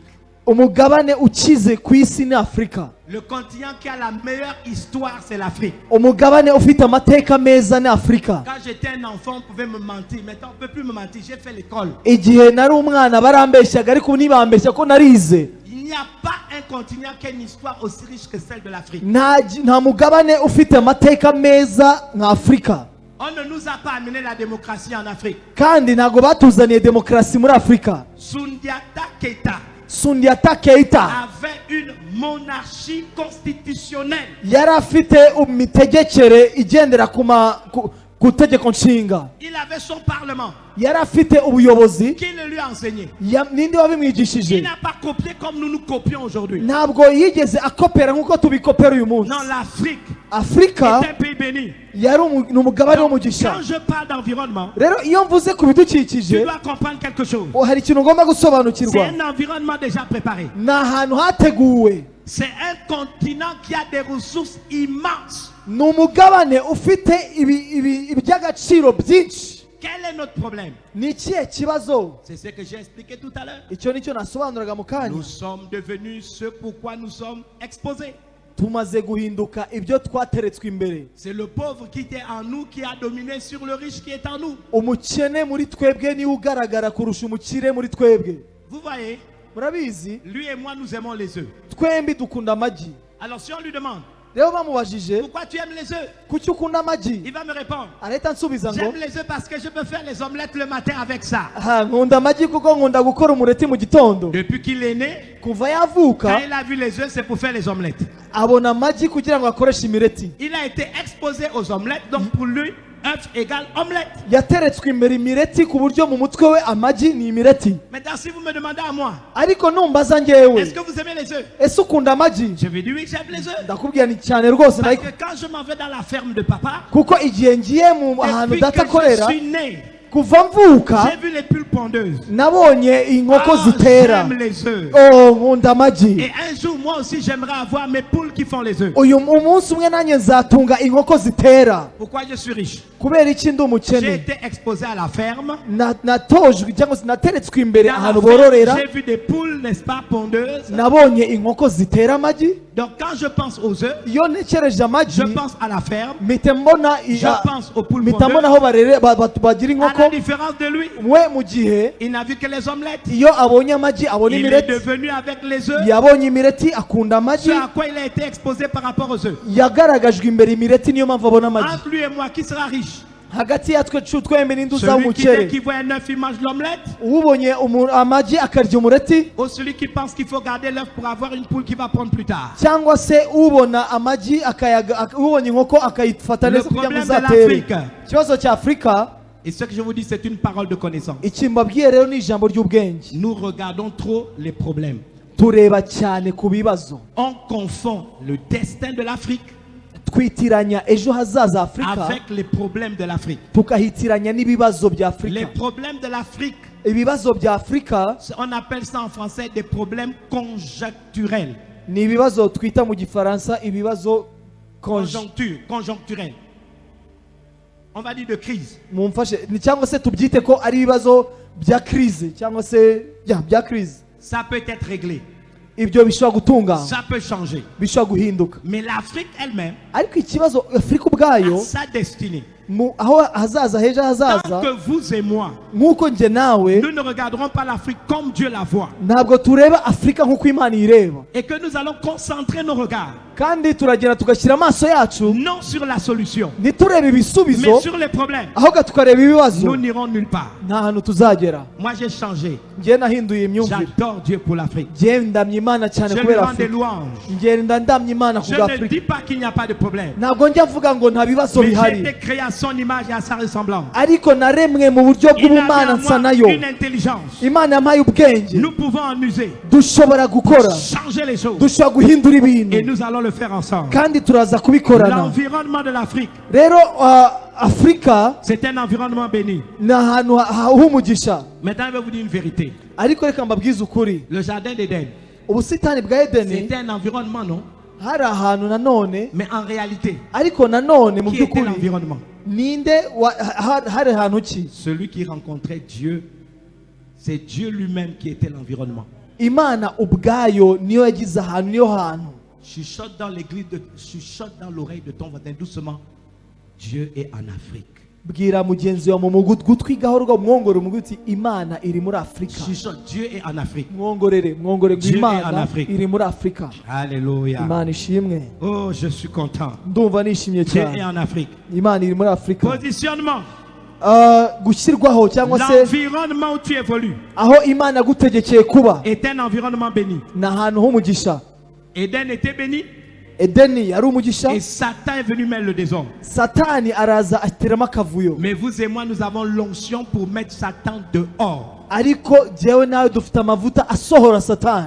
Je déclare que nous allons le faire ensemble au nom de Jésus. Ndatura ko tuzabikorana mu izina rya Yesu Kristo. Ce n'est qu'un problème conjoncturel. Ibyo rero ni ikibazo cya crise Et gisanzwe, un problème conjoncturel, on peut le changer. kandi icyo kibazo gishobora guhinduka. Donc, il y a de l'espoir pour l'Afrique. Rero hari ibyiringiro kuri Et Afurika, l'espérance ne trompe pas. kandi Imana ntabwo ibeshya. Troisième et dernier point. Icya gatatu aricyo cya nyuma, Responsabilité. kugira inshingano. Responsabilité. Inshingano. Si Dieu nous a choisis, Nimba Imana yaradutoranije, on l'a vu, twarabibonye, il nous a établis. yadushyizeho. Oh my God. Vous voyez ce pot de fleurs? Murabona aha hantu hateretse izi ndabyo? Bon, vous savez que c'est des fleurs artificielles, mais même pas c'est des fleurs naturelles. No, ahubwo murabizi izi ndabyo, Quand vous établissez quelque chose, iyo ufashe ikintu ukagishinga, la chose est stable. icyo kintu kigumaho. Ce n'est pas un homme qui nous a établis. Ntabwo ari Imana, ari umuntu C'est wadushyizeho, Dieu qui nous a ni établis. Imana yadushyizeho. C'est ce qu'on a vu dans Jean 15. Icyo nicyo twabonye Yohana Ce 15. n'est pas vous qui m'avez choisi. Ntabwo ari mwe C'est moi qui mwatoranije, vous ai choisi. ni jye C'est moi qui watoranije, vous ai ni établi. jye watoranije. Et il y a une seule raison Kandi hari impamvu imwe qui yonyine pousse Dieu à nous établir. cyatumye Imana idushyiraho. J'aimerais que quelqu'un l'écoute Ndashaka ko umuntu acyumva, pour que vous portiez du fruit ni ukugira ngo mubyare imbuto, et que votre fruit demeure. kandi izo mbuto zigumeho. Il ne nous a pas établis pour une autre raison. Imana ntabwo yadushyiriyeho indi mpamvu. J'ai choisi Paul Rikwaza. Imana ndashima Paul Je Gitwaza, l'ai oint apôtre. namusize kuba apotre, J'ai fait de lui un Rwandais, namugize umunyarwanda, mais un leader en Afrique. kandi mugira umuyobozi Je muri Afurika. l'ai établi sur cette terre Namushyize ku isi pour que personne ne déstabilise, kugira ngo hatagira umuntu pour qu'il soit umukoma, stable, kugira ngo atuze atungane, akomere, pour qu'il porte du fruit, azabyara imbuto, pour qu'il porte du fruit. kugira ngo atange imbuto. Une mission où on connaît le but, Umurimo ugaragaza impamvu zawo, porter du fruit, gutanga umusaruro, pas pour échouer, apana kugira ngo utsindwe, mais pour porter du fruit. ahubwo atanga imbuto nyinshi. Dans la pensée de Christ, Mu mitekerereze ya quand Kristo, il t'a établi, ijya gushyizeho c'est pour que tu portes du fruit. kwari ukugira ngo ubyare imbuto. Dieu n'a pas un seul instant pensé à l'échec. Imana nta na rimwe itekereza ku gutsindwa. Alors tu peux me dire, Niyo mpamvu ushobora kumbwira ngo mais est-ce que je ne vais pas échouer? ese ntabwo nzatsindwa? Tu as échoué parce que tu as pris plus conscience de l'échec que de la réussite. Watsinzwe kuko watekereje ku gutsindwa kurusha ku gutsinda. Vous êtes silencieux. Mwacecetse cyane, C'est un bon signe. ni ikimenyetso cyiza. Il a dit, Umwenda Moïse, Mose envoie les 12 tribus, les chefs des tribus. Mose ashyiraho abantu 12 bayoboye animoko explorer le pays que je donne. ngo bajye gutata igihugu nabahaye. Il a dit qu'il leur donne le pays. Yarababwiye ngo mbahaye igihugu. Il n'a pas dit peut-être. Nagabwiye ngo cyangwa se Explore le pays que je donne nimugende mutate igihugu aux nabahaye. enfants d'Israël. Abana b'Isirayeli. Un pays où coule le lait et le miel. Igihugu gitema amata n'ubuki. Le lait, c'est symbole d'abondance. Amata rero ni ikimenyetso cy'ubukire.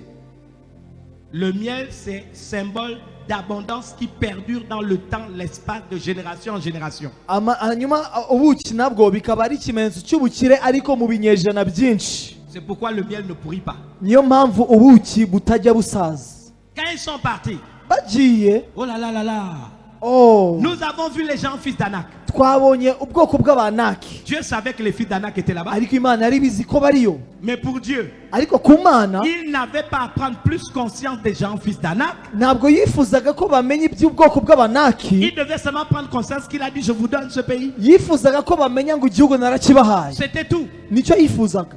Il y a des tailleurs fils d'Anak. Ndabizi ko arimo abanaki. Dieu le savait. Imana yari ibizi. Mais puisque Dieu a dit je donne, Ariko kuko Imana yavuze ngo ndakibahaye. les géants fils d'Anak n'étaient pas un problème pour Dieu. Ubwoko bw'abanaki ntacyo bwari butwaye Imana. Pourquoi les hommes en ont fait un problème? Kuki abana b'abantu babigize ikibazo? Écoutez, Umva neza. vous connaissez l'histoire de 1 roi chapitre 2. Murabizi amateka ari mu bami ba mbere igice cya kabiri. Je crois que c'est à partir du verset 19. Nekeka ko ari umurongo wa 19. La Bible déclare que Élisée est dans une ville, Bibiliya avuga ngo Elisha yinjira mu murwa à Jéricho. Yeriko. Et les gens lui disent, Abantu baramubwira ngo oh homme de Dieu, oh muntu w'Imana, le pays est bon, igihugu ni cyiza comme le voit mon Seigneur. nk'uko ubibona, Mais les eaux sont mauvaises. ariko amazi ni mabi. Le pays est comment? Igihugu kimeze gite? Le pays est comment? Kimeze gite? Je ne vous entends pas. Le pays est comment? Ntabwo mbumva. Écoutez, Umva neza. aucun pays que Dieu a créé n'est mauvais. Nta gihugu na kimwe Imana yaremye ikirema nabi. Les gens de Jéricho étaient intelligents. Abantu b'i Yeriko bari abahanga. Ils savaient que le pays était bon. Bari bazi neza ko igihugu ari cyiza. Tous les pays du monde, Ibihugu byose byo ku isi, tous les pays d'Afrique ibihugu byose bya sont des Afurika bons pays. ni ibihugu byiza. Le pays n'est pas le problème. Igihugu si cyo kibazo. Il y a l'or, Rero il y a le diamant, hariyo za diyama, il y a le pétrole, hariyo il peteroli, y a l'uranium, hariyo il uranium, y a le phosphate, hariyo il phosphate, y a le bois, harimo il ibiti, y a la forêt, harimo il y amashyamba, a les gorilles, harimo za il y a gorille, les éléphants, harimo inzovu, il y a des paysages. hariyo ibice Le pays byiza. est bon. Igihugu cyose ni cyiza. L'Afrique est un bon continent. Afurika ni umugabane mwiza. Mais les gens de Jéricho étaient sages. Ariko abanyeyeriko bari Ils ont abanyabwenge. dit, les eaux sont mauvaises. Baramubwira ngo ariko amazi ni mabi. Les eaux sont mauvaises. Amazi niyo mabi. C'est Apocalypse 17, 15 qui nous dit c'est quoi les eaux. Ibyahishije 17:15 aravuga ngo Des peuples, amazi des ni foules, n'abantu des nations n'amoko et des langues. n'amahanga n'indimi. Niyo mazi. Donc, qu'est-ce qui rend mauvais le pays? Ese ni iki gituma igihugu kiba kibi? C'est les gens qui y habitent. Ni abantu bahaturiye Parce qu'ils ont des mauvais paradigmes. kuko bafite imyumvire mibi. Si tu dis que le Rwanda est un mauvais pays, Uvuze ngo u Rwanda ni igihugu kibi, tu maudis Dieu qui a créé le Rwanda. uba urimo uravuma Imana yaremye u Rwanda. Si tu dis que la RDC est un mauvais pays, Uvuze ngo Kongo ni igihugu tu kibi, maudis Dieu qui a fait de RDC un bon pays. urimo uravuma Imana yaremye icyo Si gihugu. tu as dit que le Cameroun est un mauvais pays, Iyo uvuze ngo Cameroon ni igihugu kibi, tu maudis Dieu qui a fait que le Cameroun soit un bon pays. urimo uravuma Imana yayigize igihugu Si tu cyiza. dis que l'Ouganda, la Zambie, la Tanzanie, Uganda, Zambia, l'Afrique Tanzania, du Sud, le Nigeria Afurika y'Epfo, Nigeria, sont des mauvais pays, ukavuga ko ari ibihugu bibi, c'est un mensonge. urimo urabesha. Les pays sont bons, Ibihugu byose ni byiza, mais les hommes qui y vivent ariko abantu bahaturiye à cause des mauvais paradigmes kubera imyumvire mibi l'ont rendu mauvais umuntu yahagize habi, et ont créé une crise conjoncturelle. rero baza kuhateza za crise zidasanzwe Parce qu'ils n'ont pas pris position, kubera yuko batigeze bamenya ils n'ont pas kwiterekaho compris c'est quoi la cyangwa responsabilité se ntibamenye inshingano, et rero ils n'ont pas pris leur responsabilité. ntabwo bigeze bafata inshingano zabo. Écoutez, Umva neza, lorsque nous prenons nos responsabilités, iyo dufashe inshingano zacu, Dieu prend l'engagement d'assurer notre protection. Imana igenda ifata uruhande rwo kutwitaho no kuturinda. Quand Josué a accepté de répondre à son appel, Yoshua amaze kwemera kwitaba umuhamagaro, Dieu lui a répondu, Imana yaramusubije ngo nul ne tiendra devant toi nta muntu uzagukoma imbere tant que tu vivras. igihe cyose Je uzabaho serai avec toi. uwiteka azabana Comme nawe j'ai été avec Moïse. nk'uko imana yabanye na Je ne moses te délaisserai point. uwiteka Et je azabana ne nawe t'abandonnerai point. ntabwo nzaguta ntabwo nzaguhana Africains, munyafurika prenons la position d'autorité sur nos nations. mureke dufate umwanya w'igutegeka mu bihugu byacu Rappelons à tous les démons, mureke tubwire à toutes abadayimoni les bose situations, mureke tubwire ibintu à byose toutes les circonstances, mureke tubwire ibihe byose que c'est nous les chefs. yuko ari twe C'est dutegeka nous que Dieu a ni établi. twebwe imana Nous yashizeho n'allons pas vous laisser la place. ntabwo tuzabarekera Nous umwanya allons travailler pour changer la situation. tuzakora kugira ngo duhindure Nous ibintu allons changer nos paradigmes, tuzahindura imyumvire changer notre manière de penser, tuzahindura imitekerereze changer de perspective, duhindure imirebere changer de vision. duhindure Et iyerekwa nous allons commencer, kandi dutangire comme Adam devait le faire, nk'uko adamu yagomba à kubikora cultiver le pays. ahagurutse igihugu Il me fera un sanctuaire bizansaba yuko et j'habiterai au milieu d'eux. nzaba ubuturo bwabo mu hagati yabo nzaba hagati yabo Ils parachèveront bazasohoza ce que j'aurai commencé icyo nzaba et naratangije je me manifesterai kandi nzigaragaza au milieu d'eux. hagati muri bo Nous devons travailler dans la légalité et la légitimité.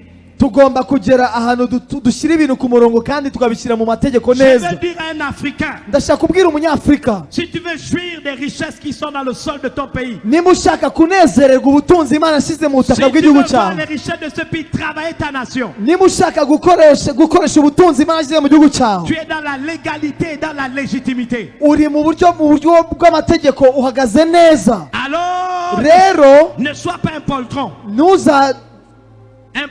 un paresseux, ntuzabe umuntu w'umupfapfa un peureux. umuntu w'umunyabwoba Sois courageux. ugira imbaraga C'est pourquoi l'église doit s'organiser. niyo mpamvu itorero rigomba gushyira hamwe Nous devons nous organiser. tugomba gushyira imbaraga hamwe J'étais heureux de parler avec la classe de leadership ce matin. nishimiye cyane kuvugana n'abayobozi muri Et iki j'ai gitondo dit le problème de l'Afrique, ishuri ry'abayobozi nababwiye ngo ikibazo cya c'est afurika parce que les leaders n'ont pas compris une loi. ni ukubera yuko abayobozi batamenye itegeko Il n'y a pas de véritable succès sans successeur. nta muntu ushobora gutegeka neza adafite uzamusimbura Nous devons préparer la génération qui vient. tugomba gutegura abazaza bazayobora ejo Dans hazaza mu l'église, itorero ce n'est plus le temps seulement de prêcher la Bible. ntabwo ari igihe gusa cyo kuvuga ibyanditswe Oui, il faut prêcher la Bible. yego tugomba Il kubivuga faut prêcher l'évangile. tugomba kuvuga ubutumwa Il faut bwiza prier pour les malades. tugomba gusengera Il faut abarwayi chasser les démons. tugomba kwirukana Il faut abadayimoni marier les hommes et les femmes. tugomba gusezeranya abantu Il faut tugomba prier, intercéder. tugasenga tukinginga Mais à côté, ariko ku rundi ruhande toujours dans l'église, tukabikora mu rusengero formons la prochaine génération. tugategura ejo hazaza Formons nos députés. tugategura abadepite Formons nos politiciens. tugategura abapolitisiye Formons nos économistes. tugategura abakora Formons ekonomi nos scientifiques. tugategura abasiyantifiki Prenons la parole de Dieu. tugafata ijambo ry'imana Enseignons-leur la parole. tukabigisha ibyanditswe Amenons la parole dans un langage académique. tukazana ijambo ry'imana mu buryo bw'amashuri Ça yumvikana aussi, il faut le faire. tukabikora muri afurika Il faut former des gens ibyo tugomba kubategura avec des valeurs. tugomba gutegura abantu Telles que nous les b'indangagaciro trouvons dans la Bible nk'uko tubisanga muri bibiliya pour qu'ils aillent influencer tukazabazana bakajya la gutegeka société. bagategeka C'est sosiyete aussi à cela que Dieu nous appelle. aho ngaho niyo iteka duhamagarira Dans tout cela, muri ibyo byose nous devons apprendre à dépendre de Dieu. tugomba nanone kwiga gutegereza ku mana La légitimité et la légalité n'empêchent pas l'éthique. kuba tugendera muri ayo mategeko turi nabo turimo ntabwo bikuraho izo ndangagaciro Il a tout donné à Adam. yahaye ibintu byose adamu Mais Dieu voulait qu'Adam sache bien qu'il avait tout sur terre. imana yashakaga ko adamu amenye ko nubwo nawe yamuhaye byose ku isi Adam devait savoir adamu yagomba kumenya qu'il a un boss au-dessus de sa tête. yuko afite shebuja hejuru Je t'ai tout donné, naguhaye byose mais ne touche pas l'arbre. ariko biriya ntukabikoreho Je suis ton chef. ndi umuyobozi wawe Vous savez, murabizi ne pas toucher l'arbre, c'est quoi? kudakora kuri kiriya giti ni iki Première chose, icya mbere c'est de comprendre que ni ugusobanukirwa ko nous ne devons pas être égoïstes. tutagomba kuba abanyamwigendaho Quand Dieu bénit quelqu'un, kuko iyo imana ihaye umuntu umugisha c'est pour être une source de bénédiction. ashobora kuba isoko y'umugisha L'Afrique s'est appauvrie afurika yarakennye parce que des gens ont tenté de s'enrichir seuls. kuko abantu barimo baba abanyamwigendaho bagakira ubwabo Quelqu'un a dit, umuntu umwe yaravuze ngo on peut atteindre le bonheur seul, ushobora kugera ku byiza wenyine mais on ne peut pas et on ne doit pas en jouir seul. ariko ntabwo wakagombye kubinezererwa wenyine. On peut atteindre le bonheur seul, Ushobora kugera ku butunzi cyangwa se ibyiza wenyine, mais on ne peut pas ariko nanone ntiwemerewe et on ne doit pas cyangwa se ntugomba en jouir seul. kubinezererwa wenyine. Quand Dieu bénit quelqu'un, Kuko iyo Imana ihaye umuntu umugisha, c'est pour qu'il soit une source de ni bénédiction. ukugira ngo abe umugisha mu bandi benshi. C'est ça, ne pas toucher l'arbre. Uko niko kudakora kuri cya giti. Je vais vous dire quelque chose Umva hari ikintu nshaka kubabwira pour montrer les problèmes de l'Afrique. kugira ngo mbereke ibibazo bya Afurika. On dit souvent que quand un vieux meurt, c'est une bibliothèque qui brûle. Bajya bavuga ngo iyo umusaza yitabye Imana ni nka biblioteke ihiye. Je n'aime pas ça. Ibyo ntabwo mbikunda. C'est un faux proverbe. Uwo mugani si wo. La question que je veux te poser, Ikibazo nshaka kubaza, pourquoi la bibliothèque doit-elle brûler? kubera iki iryo somero ry'ibitabo rigomba gutwikwa? Pourquoi ce vieux-là, avant de mourir, n'a pas transféré la bibliothèque? Kubera iki uwo mugabo mbere y'uko apfa atabishyize mu C'est rusomero? quelqu'un de plus jeune que lui. Mfite umuntu ukiri muto Alors kuri les we, gens sont contents. abantu bakishima. Quelqu'un qui avait la connaissance, Umuntu ufite ubumenyi, la science, afite ubwenge, il a le temps de vieillir. afite umwanya wo gusaza, Il n'a pas pensé qu'il doit transmettre sa connaissance à quelqu'un. ntabwo yatekereje ko ubwo bumenyi agomba Il kubushyira a mu le wundi. temps de mourir. Yagize umwanya wo gupfa, Et les gens trouvent le moyen de dire, kandi abantu bakavuga ngo ce vieux-là est mort. uyu musaza yitabye Une Imana, bibliothèque a brûlé. oh, hari isomero ryahiye. Non, Hoya, on devrait célébrer un vieux qui meurt. twakagombye kwishimira umusaza witabye En Imana, bénissant Dieu dushima Imana que cet homme était un don. yuko uwo mugabo yari Imana, Mais il n'est pas mort avec la bibliothèque. ariko nanone Il a transféré à un jeune ubutunzi bwe yabushyize, ntabwo Avant de yapfuye partir, nk'isomero, yabihaye undi musore avant de partir. mbere y'uko agenda. Dites amen 2 fois. Reka tuvuge amen inshuro ebyiri. J'aimerais terminer en vous disant, nous sommes des pierres vivantes. Nifuza kubabwira yuko turi amabuye mazima. Rappelez-vous de ceci. Mwibuke bino bintu, Quand vous allez comprendre nimujya gusobanukirwa que Dieu veut, yuko Imana, il dit, ils me feront un sanctuaire yuko ivuga ngo ndashaka ubuturo et j'habiterai au milieu d'eux. kandi nzaba hagati muri bo. Mais la bonne version dit, Ijambo ry'Imana ils ryanditse riravuga ngo parachèveront bazasohoza ce que j'ai commencé. icyo natangije. Quand Dieu a commencé l'Afrique, Igihe Imana yatangiye Afurika, l'Afrique était un bon continent. Afurika yari umugabane mwiza, Mais vous et moi, ariko wowe on nanjye a démissionné.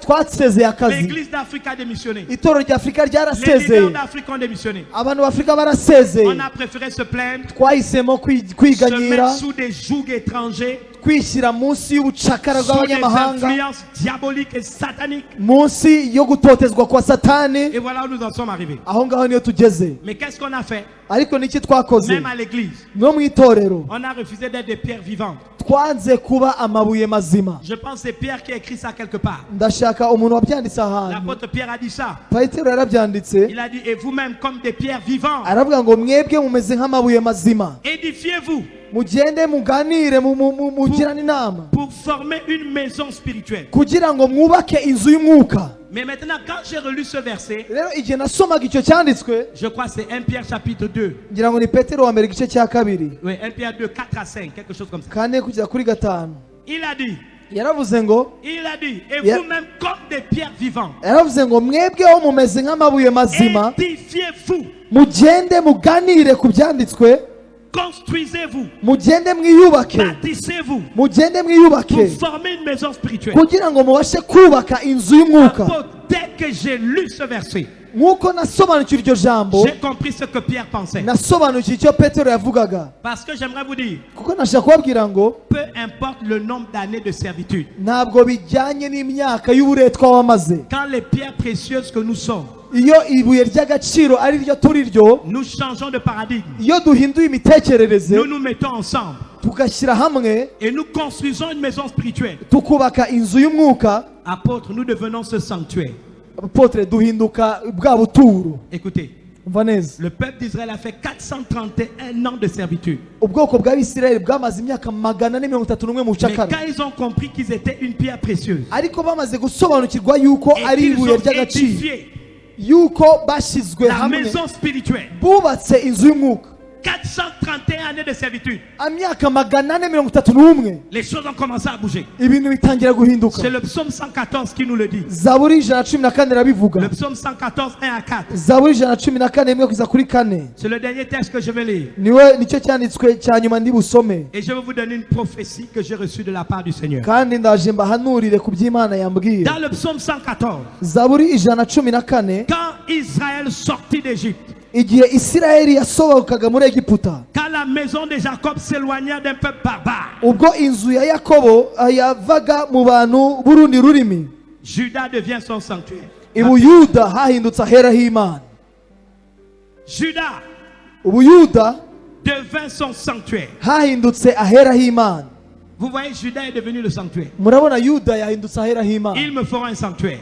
Iza kugira ahera Et je me ubutunzi, manifesterai au milieu d'eux. izahagaragara hagati yabo. La Bible dit Juda devient un sanctuaire. Bibiliya iravuga ngo Yuda yahindutse ubuturo bw'Imana, Israël fut son domaine. Isirayeli hahindutse ubwami bwayo. Maintenant, regardez, quand les pierres précieuses Rero nimurebe igihe amabuye y'agaciro réalisent qu'elles doivent changer de paradigme, yasobanukiwe ko agomba guhindura les imyumvire, pierres précieuses que nous sommes amabuye y'agaciro turiyo réalisent qu'elles doivent se positionner iyo yasobanukiwe ko agomba kujya mu mwanya wayo, comprendre leur environnement, agasobanukirwa aho atuye, assumer leurs ndetse responsabilités. agafata inshingano. Les pierres précieuses Amabuye y'agaciro se mettent ensemble agashyira hamwe, avec ces nouveaux paradigmes. agashyira hamwe ibitekerezo Qu'est-ce qui bishya. va se passer? Niki kizaba? La Bible déclare, Bibiliya iravuga ngo ils deviennent un sanctuaire. bahinduka ubuturo bw'Imana, Israël fut son domaine. Isirayeli igahinduka ubwami bwayo. Maintenant, qu'est-ce qui s'est passé? Umva icyabaye, Ce n'est pas le bâton de Moïse. ntabwo ari inkoni ya Mose, C'est les pierres précieuses qui ont pris conscience de leur mission. aya ni amabuye y'agaciro yasobanukiwe umuhamagaro. Chaque pierre précieuse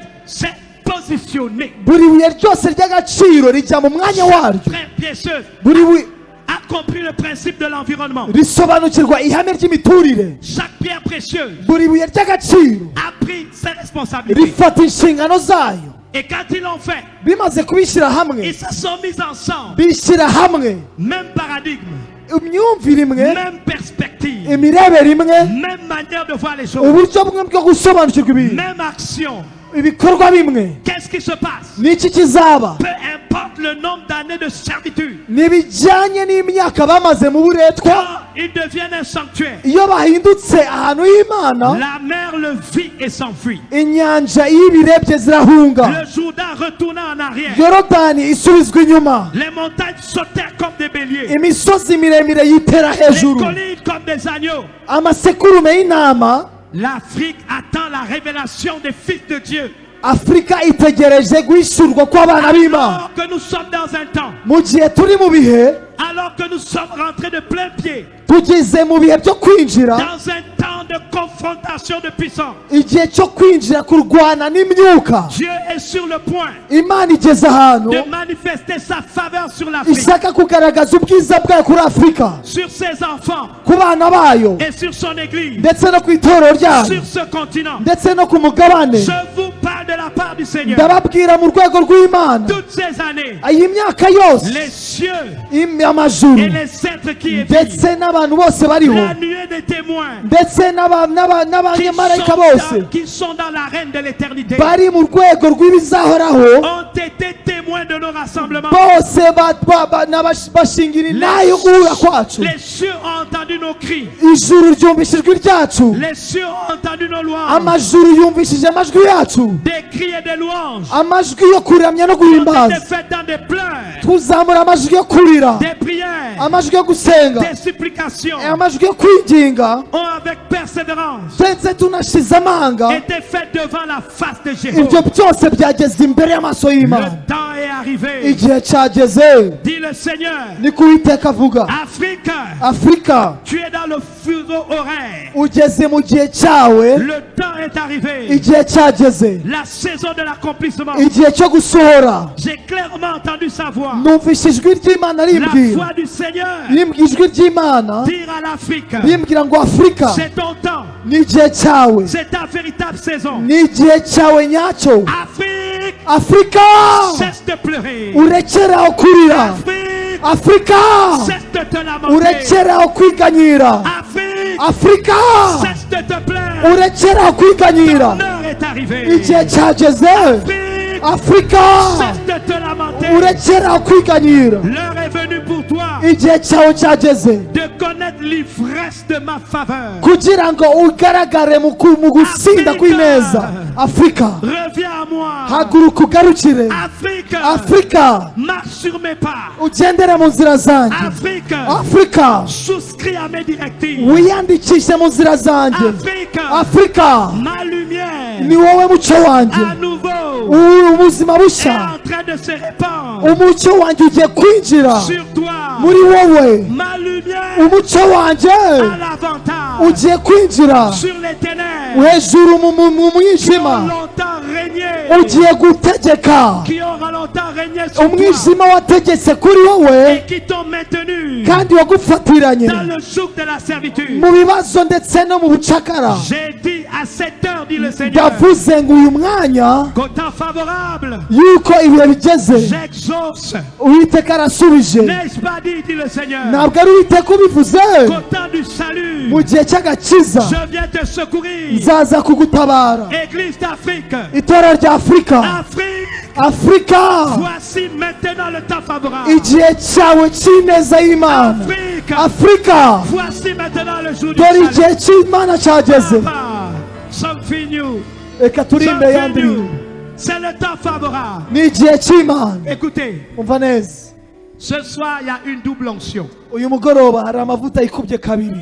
Si tu viens pour tomber, reste là-bas derrière. nimba waje kugira ngo ugwe hasi ugume aho ngaho. L'onction, amavuta c'est pas seulement pour tomber. ntabwo ari kugusha abantu gusa. Quand Pharaon a vu, igihe farawo yarebye yosefu il a dit, yaravuze ngo où trouverons-nous nihe twavana umuntu aussi intelligent que lui? ufite ubwenge nk'ubwe. Autour de Pharaon, il y avait les francs-maçons. hafi ya farawo hari harimo abafuramaso. Il a dit aux francs-maçons, abwira abafuramaso où trouverons-nous nihe un twakura homme aussi intelligent? umuhanga Il a en lui umeze nk'uyu, l'Esprit de Dieu. afite umwuka w'imana. L'onction donne l'intelligence. amavuta atanga ubwenge, L'onction donne la créativité. amavuta atanga ubukoryo, L'onction donne le pouvoir. amavuta atanga ubushobozi, L'onction brise les jougs. amavuta amenagura ingogo. J'ai vu en esprit nabonye mu mwuka la lumière de Dieu venir. umucyo w'imana uza, Et quand j'ai vu cette lumière, kandi mbibonye j'ai entendu me dire, numvise ijwi rye ma lumière a l'avantage ati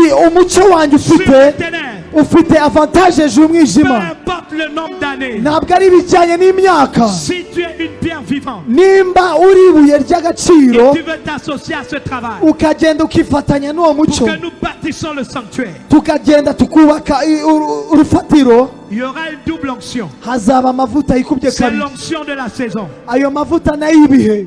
Être roi et sacrificateur. hari amavuta y'abami ndetse n'abatambyi. En même temps, roi et sacrificateur. ukaba umwami n'umutambyi. Tu seras homme de Dieu, uzaba umuntu w'imana, femme de Dieu.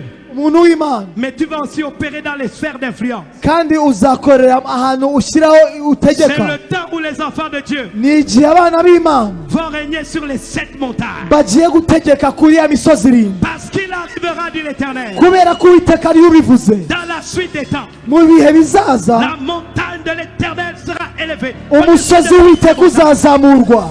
Dieu a décidé d'élever sa montagne. imana yahisemo kuzamura Et umusozi. s'il a élevé sa montagne, imana yazamuye umusozi. Zion, yese la siyoni, maison de Dieu, inzu y'imana, colonne et appui de la vérité. igihe imaze kumenya ukuri, C'est à l'église ni itorero, d'Afrique itorero rya que la afurika, mission est donnée itorero rya afurika ryawe de inshingano restaurer l'Afrique. yo gusana afurika. Alors si tu es là, rero niba imana ihari, je ne te demande pas de venir en jouant avec moi. imana ntabwo yagusabye kuza gusa hano. Je sens la présence de Dieu devant cet hôtel. ndifuza ndumva kuba kw'imana hano hantu. Prends tes bagages, fata imitwaro yawe viens en courant. uze hano Alors wiruka que Dieu va commencer à faire quelque mu chose. gihe twatangiye kubikora, Alors que Dieu va commencer à faire quelque igihe chose. imana atagiye gukora. Réponds à l'appel. ndifuza ko usubiza Sois umuhamagaro, cette pierre vivante. uhere ube iryo buye, Something new. urye iryo buye.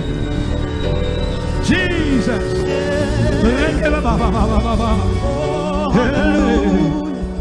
Levez les mains vers le ciel. reka tuzamure amaboko yacu. Something new in my life. Thank you, Jesus. Something new Levez les mains, chantez-le. in my life. Quelque chose va se passer. Something new Tu vas sentir sa présence. in my life. Tu vas recevoir son Attention.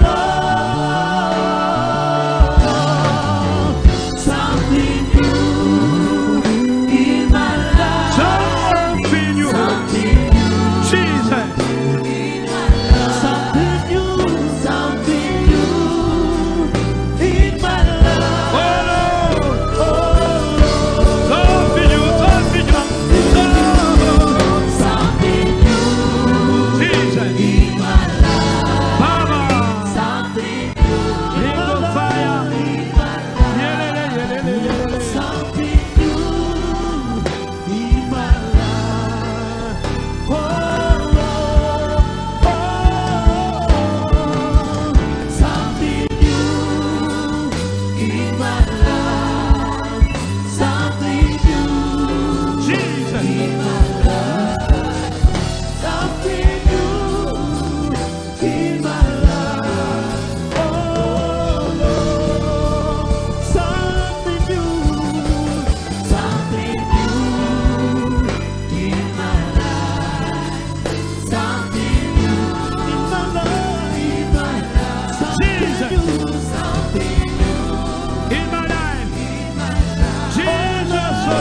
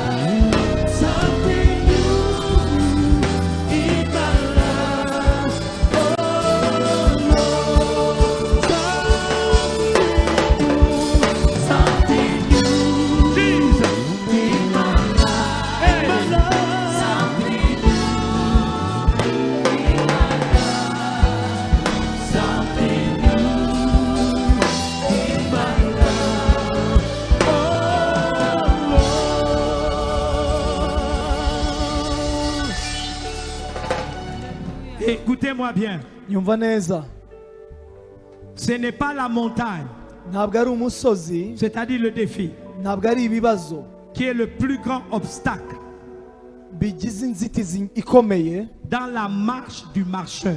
mu rugendo rw'umugenzi, Mais c'est le caillou ariko ni ibuye qui se trouve dans sa chaussure. ruri mu rukweto rwe. Je répète, Reka mbisubiremo, ce n'est pas ntabwo ari la montagne umusozi qui est le plus grand obstacle ukora inzitizi ikomeye dans la marche du marcheur, mu rugendo rw'umugenzi, mais c'est le caillou ahubwo ni ibuye qu'il y a dans sa chaussure. ryihishe mu rukweto rwe. Première chose, Ikintu cya mbere positionnement.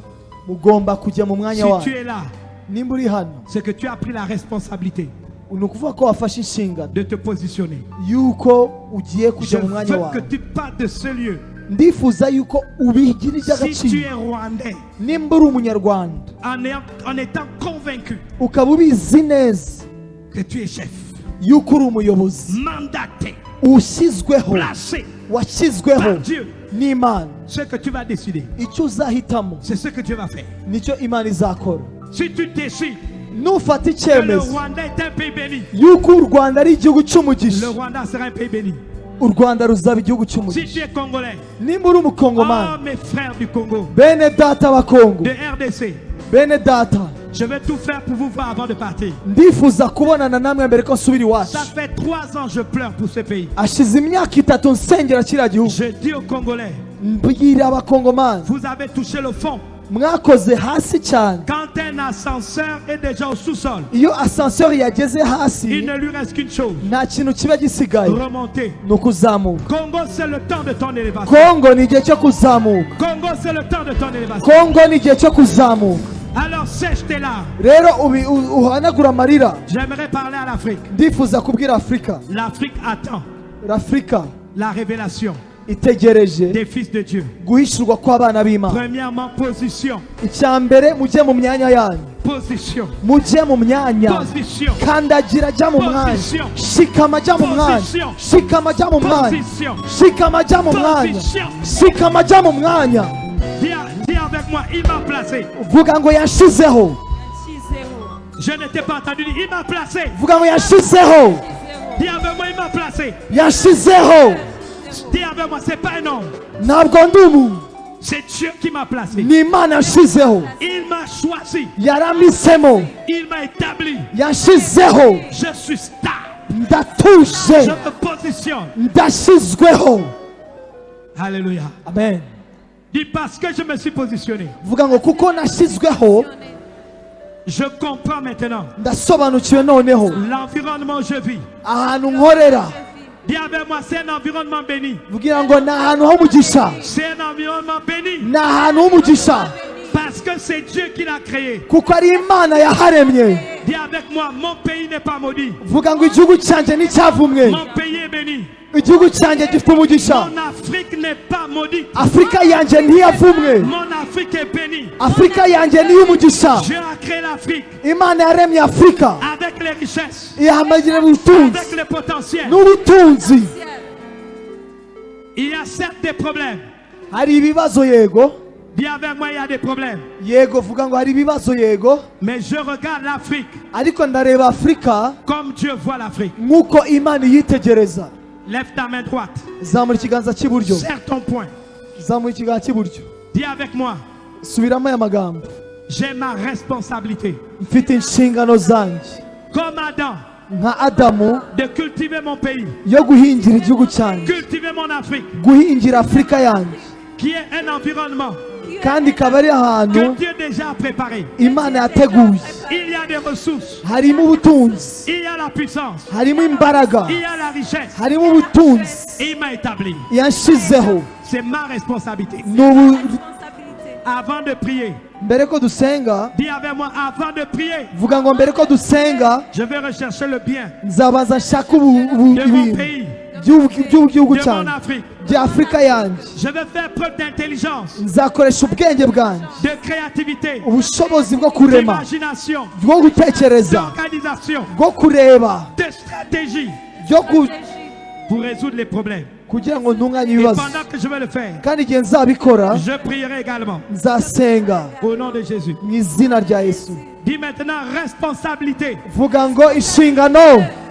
Écoutez, umva neza. Paul a dit au roi Agrippa, Pawulo yabwiye umwami Agripa, je n'ai pas résisté à la vision céleste. ntabwo narwanya iyerekwa ry'Imana. Dis à ton voisin, moi je ne veux pas résister. bwira mugenzi wawe ngo ntabwo nzarwanya iyerekwa ry'Imana. Alléluia. Écoutez, umva neza. nous allons prendre nos responsabilités. tugiye gufata inshingano zacu. Je sais qu'il y a beaucoup de ministres du culte parmi vous. ndabizi yuko Beaucoup de ministres du culte, des pasteurs. ndabizi ko hari abantu b'Imana bashumba hagati muri mwebwe. Il y a peut-être des pasteurs, harimo abashumba birashoboka. des apôtres, des prophètes, des évangélistes, des pasteurs, intumwa, abahanuzi, abigisha, abantu batandukanye. des bishops, tout ce que vous voulez dire. ndabizi harimo abayobozi b'amatorero. J'aimerais vous dire une chose. ndashaka kubabwira ikintu. Soyons stratégiques. reka tugire strategique, tube abahanga. Nous allons former. tugiye gutoza. Celui qui vous parle uyu nguyu ubabwira njyewe est retourné à l'école à 47 ans. nasubiye ku ntebe y'ishuri mfite imyaka 47.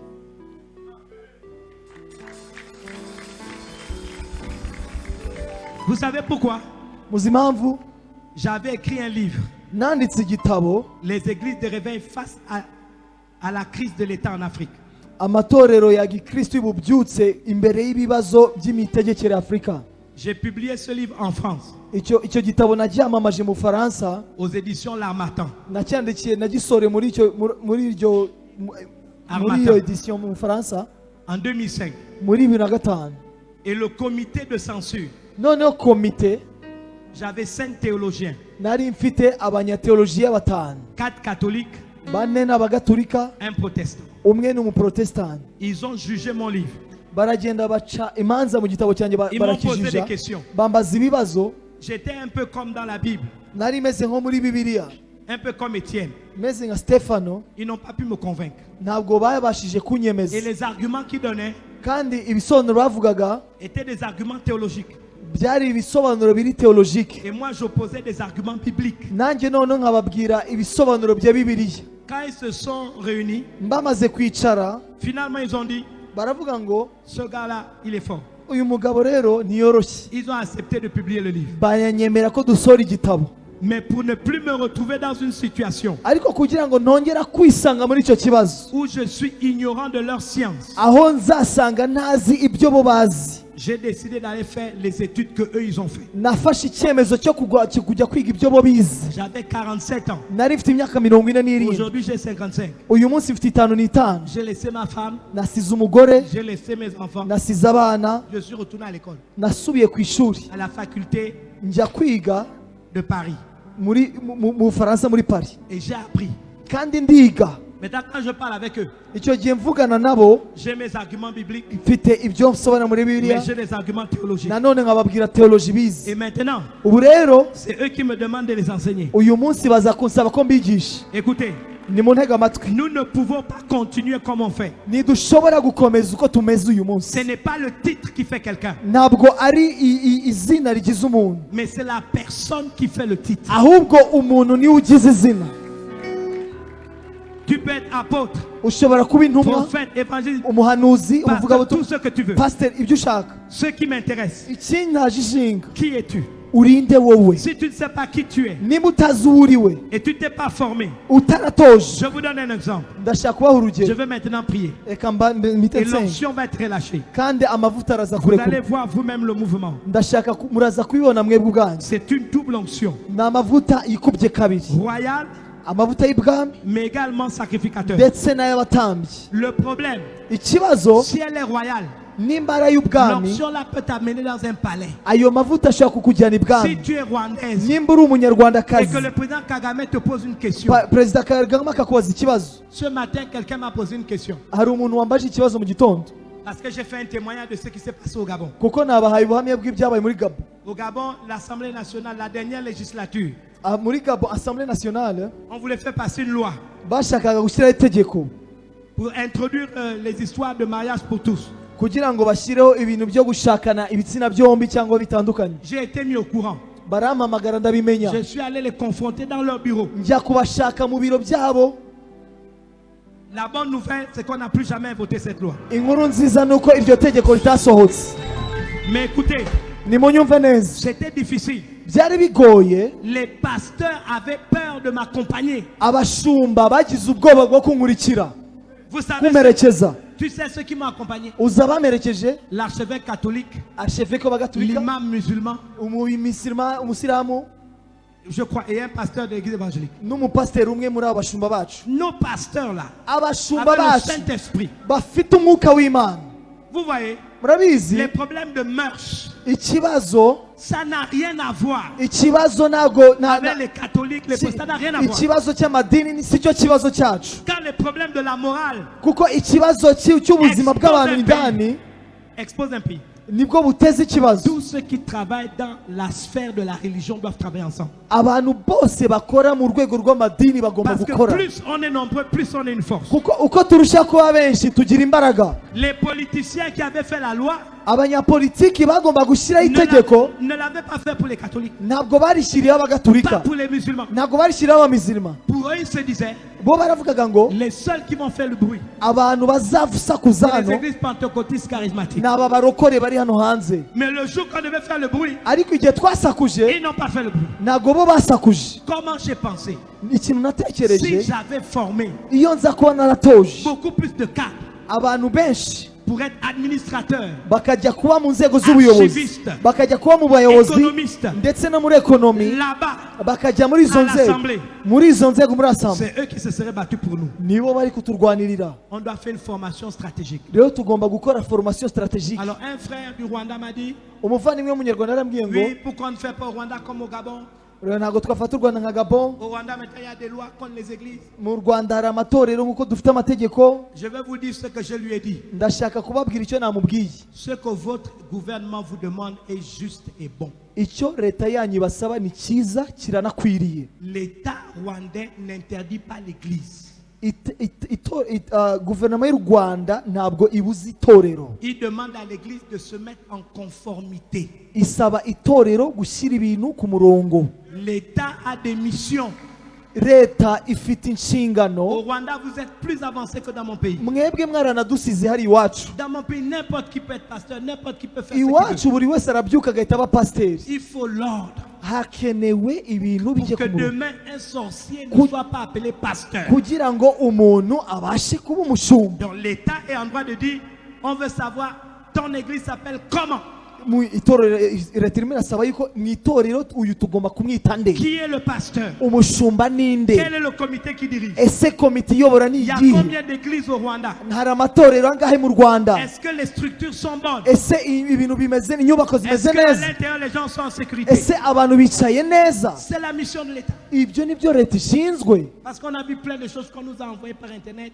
Moi, j'ai dit aux gens, c'est du mensonge. Njye nabonye abantu banditse ibintu byinshi kuri internet by'ibinyoma. Maintenant, l'État ne viendra jamais nommer vos pasteurs. Rero leta ntabwo izaza gushyiraho umupasiteri. Ça, vous ne devez pas avoir peur. Ibyo ntimukazagireho ikibazo. Mais nous avons besoin de la double onction. Ariko twe dukeneye amavuta yikubye kabiri. En ce moment, je vous parle. Ubu ngubu tuvugana Dans mon pays, mu gihugu cyacu nous avons obtenu twakiriye que bientôt, tuzakira vuba. nous aurons le Conseil national des communautés religieuses. Ubwo tuzaba dufite conseil national igize amakomite y'amadini. Vous savez pourquoi? Muzi impamvu? Parce que moi, j'ai expliqué à mes dirigeants. Kuko jye nabwiye abayobozi bacu Un païen ne peut pas parler de l'église. umupagani ntashobora kuvugira itorero. Si les conseils du ministre, Nimba hari conseil il y'abaministre ne connaît pas la doctrine. ntabwo azi amahame y'itorero. Donc, quand il va devoir juger, il va juger sur quelle base? Najya kuvuga iby'itorero azabivuga ashingiye kuki. Nous avons dit, nous créons un conseil Twe turavuga mureke dukoreho et komite. c'est nous qui devenons le conseil de l'État en matière religieuse. Ni twebwe tuzaba duhagarariye leta mu bijyanye n'amadini.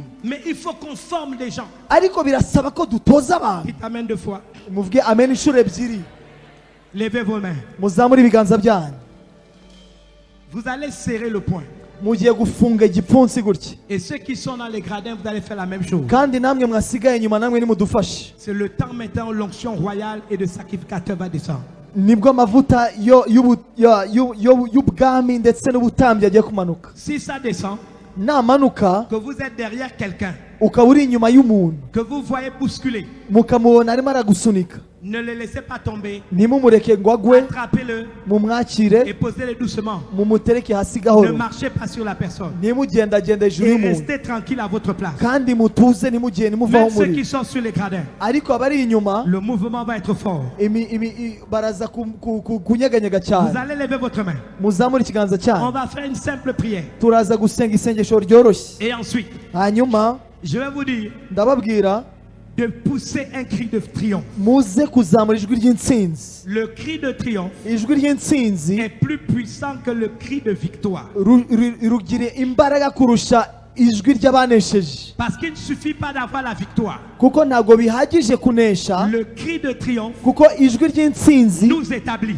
riradushinga. La Bible déclare Bibiliya iravuga ngo que le cri de triomphe yuko amajwi y'intsinzi s'élève dans la tente des justes. yarazamutse hejuru.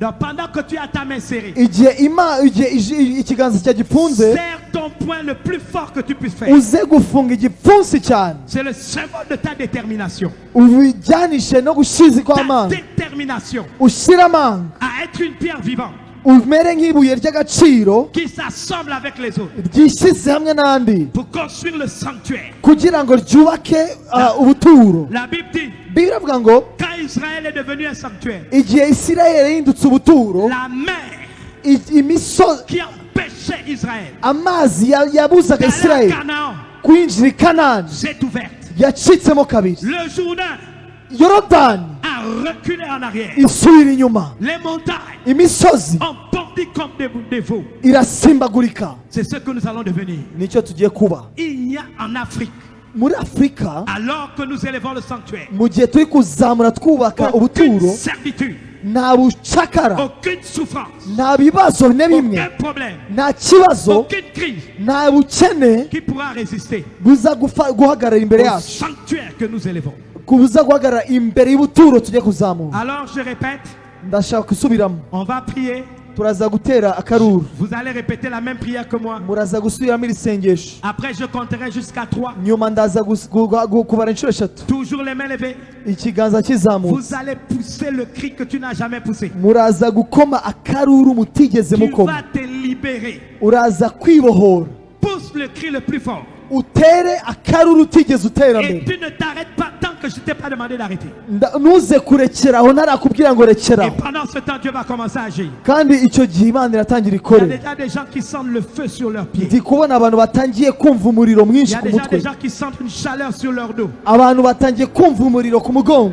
Il y a déjà des gens que tu es en train de guérir. Imana itangiye gukiza, Vous n'avez pas besoin du toucher d'un homme. ntabwo mukeneye gukorwaho n'abamarayika. C'est 1000 fois mieux quand Dieu lui-même nous touche. Ni ibikubwiye inshuro ijana igihumbi iby'Imana ikora. Dites avec moi, Dieu vivant d'Israël. Vuga ngo Imana nzima ya Isirayeli, Jéhovah, Yehova, Dieu est Père de mon Seigneur Jésus-Christ. Imana se w'umwami wanjye Yesu Kristo, Je me tiens devant toi mpagaze imbere yawe parce que j'ai répondu à l'appel. kuko nahisemo kwitaba umuhamagaro. Je réponds à l'appel. Nitabye umuhamagaro, Je suis cette pierre. nitabye umuhamagaro, Je suis cette pierre. naba ibuye, Je suis cette pierre ndi rya buye, vivante iryo buye rizima dont tu as besoin wakeneye pour que nous élevons kugira ngo tuzamure ce sanctuaire, igihe gicaniro, le sanctuaire ubuturo, de l'église d'Afrique. ubuturo bw'itorero rya Tu Afurika, as mandaté yuko waduhaye transformer l'Afrique. kugira ngo rikore muri Je Afurika. reçois ce matin. Ndakiriye uwo Je muhamagaro, reçois ce soir. ndakiriye uwo Je muhamagaro, reçois ce soir. ndakiriye uwo muhamagaro, Je reçois ce soir. ndakiriye uwo Je muhamagaro, reçois ce soir. ndakiriye uwo muhamagaro, L'onction royale.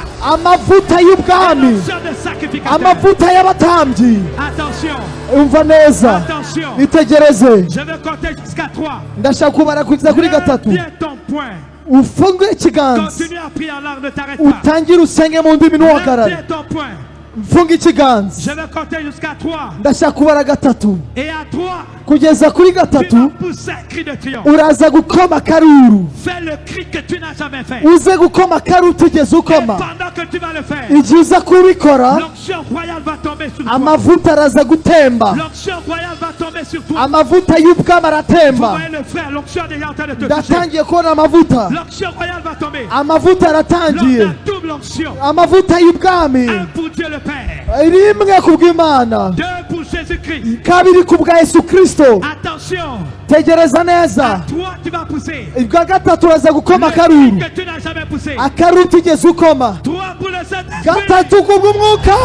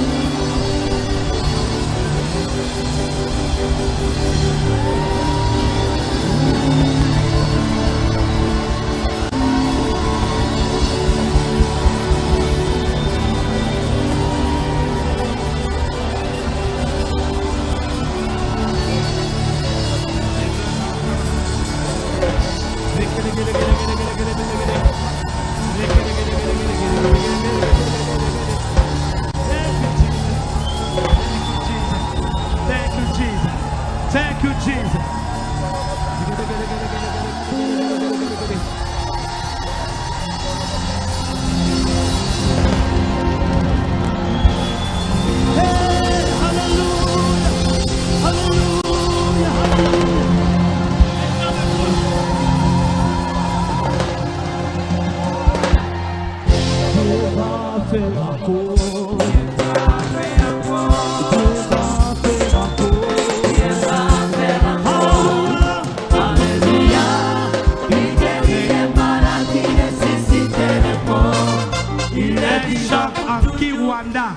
Pas en français, on est africain. Indirimbo y'ikinyarwanda. Vous avez des chants où on saute. Mufite Je veux voir indirimbo ça. dusimbuka. Oh, papa.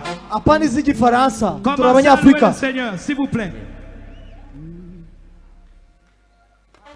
amashimwe n'icyubahiro n'iby'icaye kuri ntebe amashimwe n'icyubahiro n'iby'icaye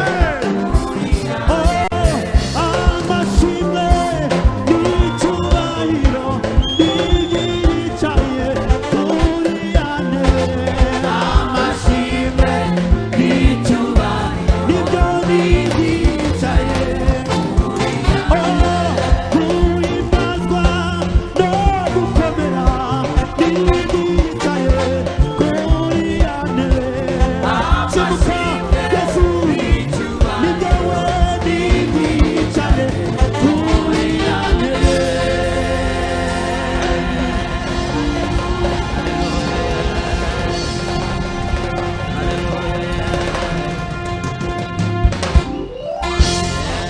Yeah, hallelujah. Amen. Amen. Amen. Mutahane n'umwami Yesu Kristo. Go with the Lord Jesus Christ. Tuzasubira ejo mugoroba We are meeting tomorrow evening saa 10 from 4 p.m. saa 3 tuzaba dufite inyigisho zitandukanye hano no kuri eglise. 9 a.m. we'll be having different teachings from here into the church. Mutahane na Yesu. May God be with you. Imana ibahe umugisha mugere mu rugo amahoro. May God bless you and get home at peace. Azafe mwakoze cyane. Azaf, thank you so much. Mwakoze cyane. Thank you so much.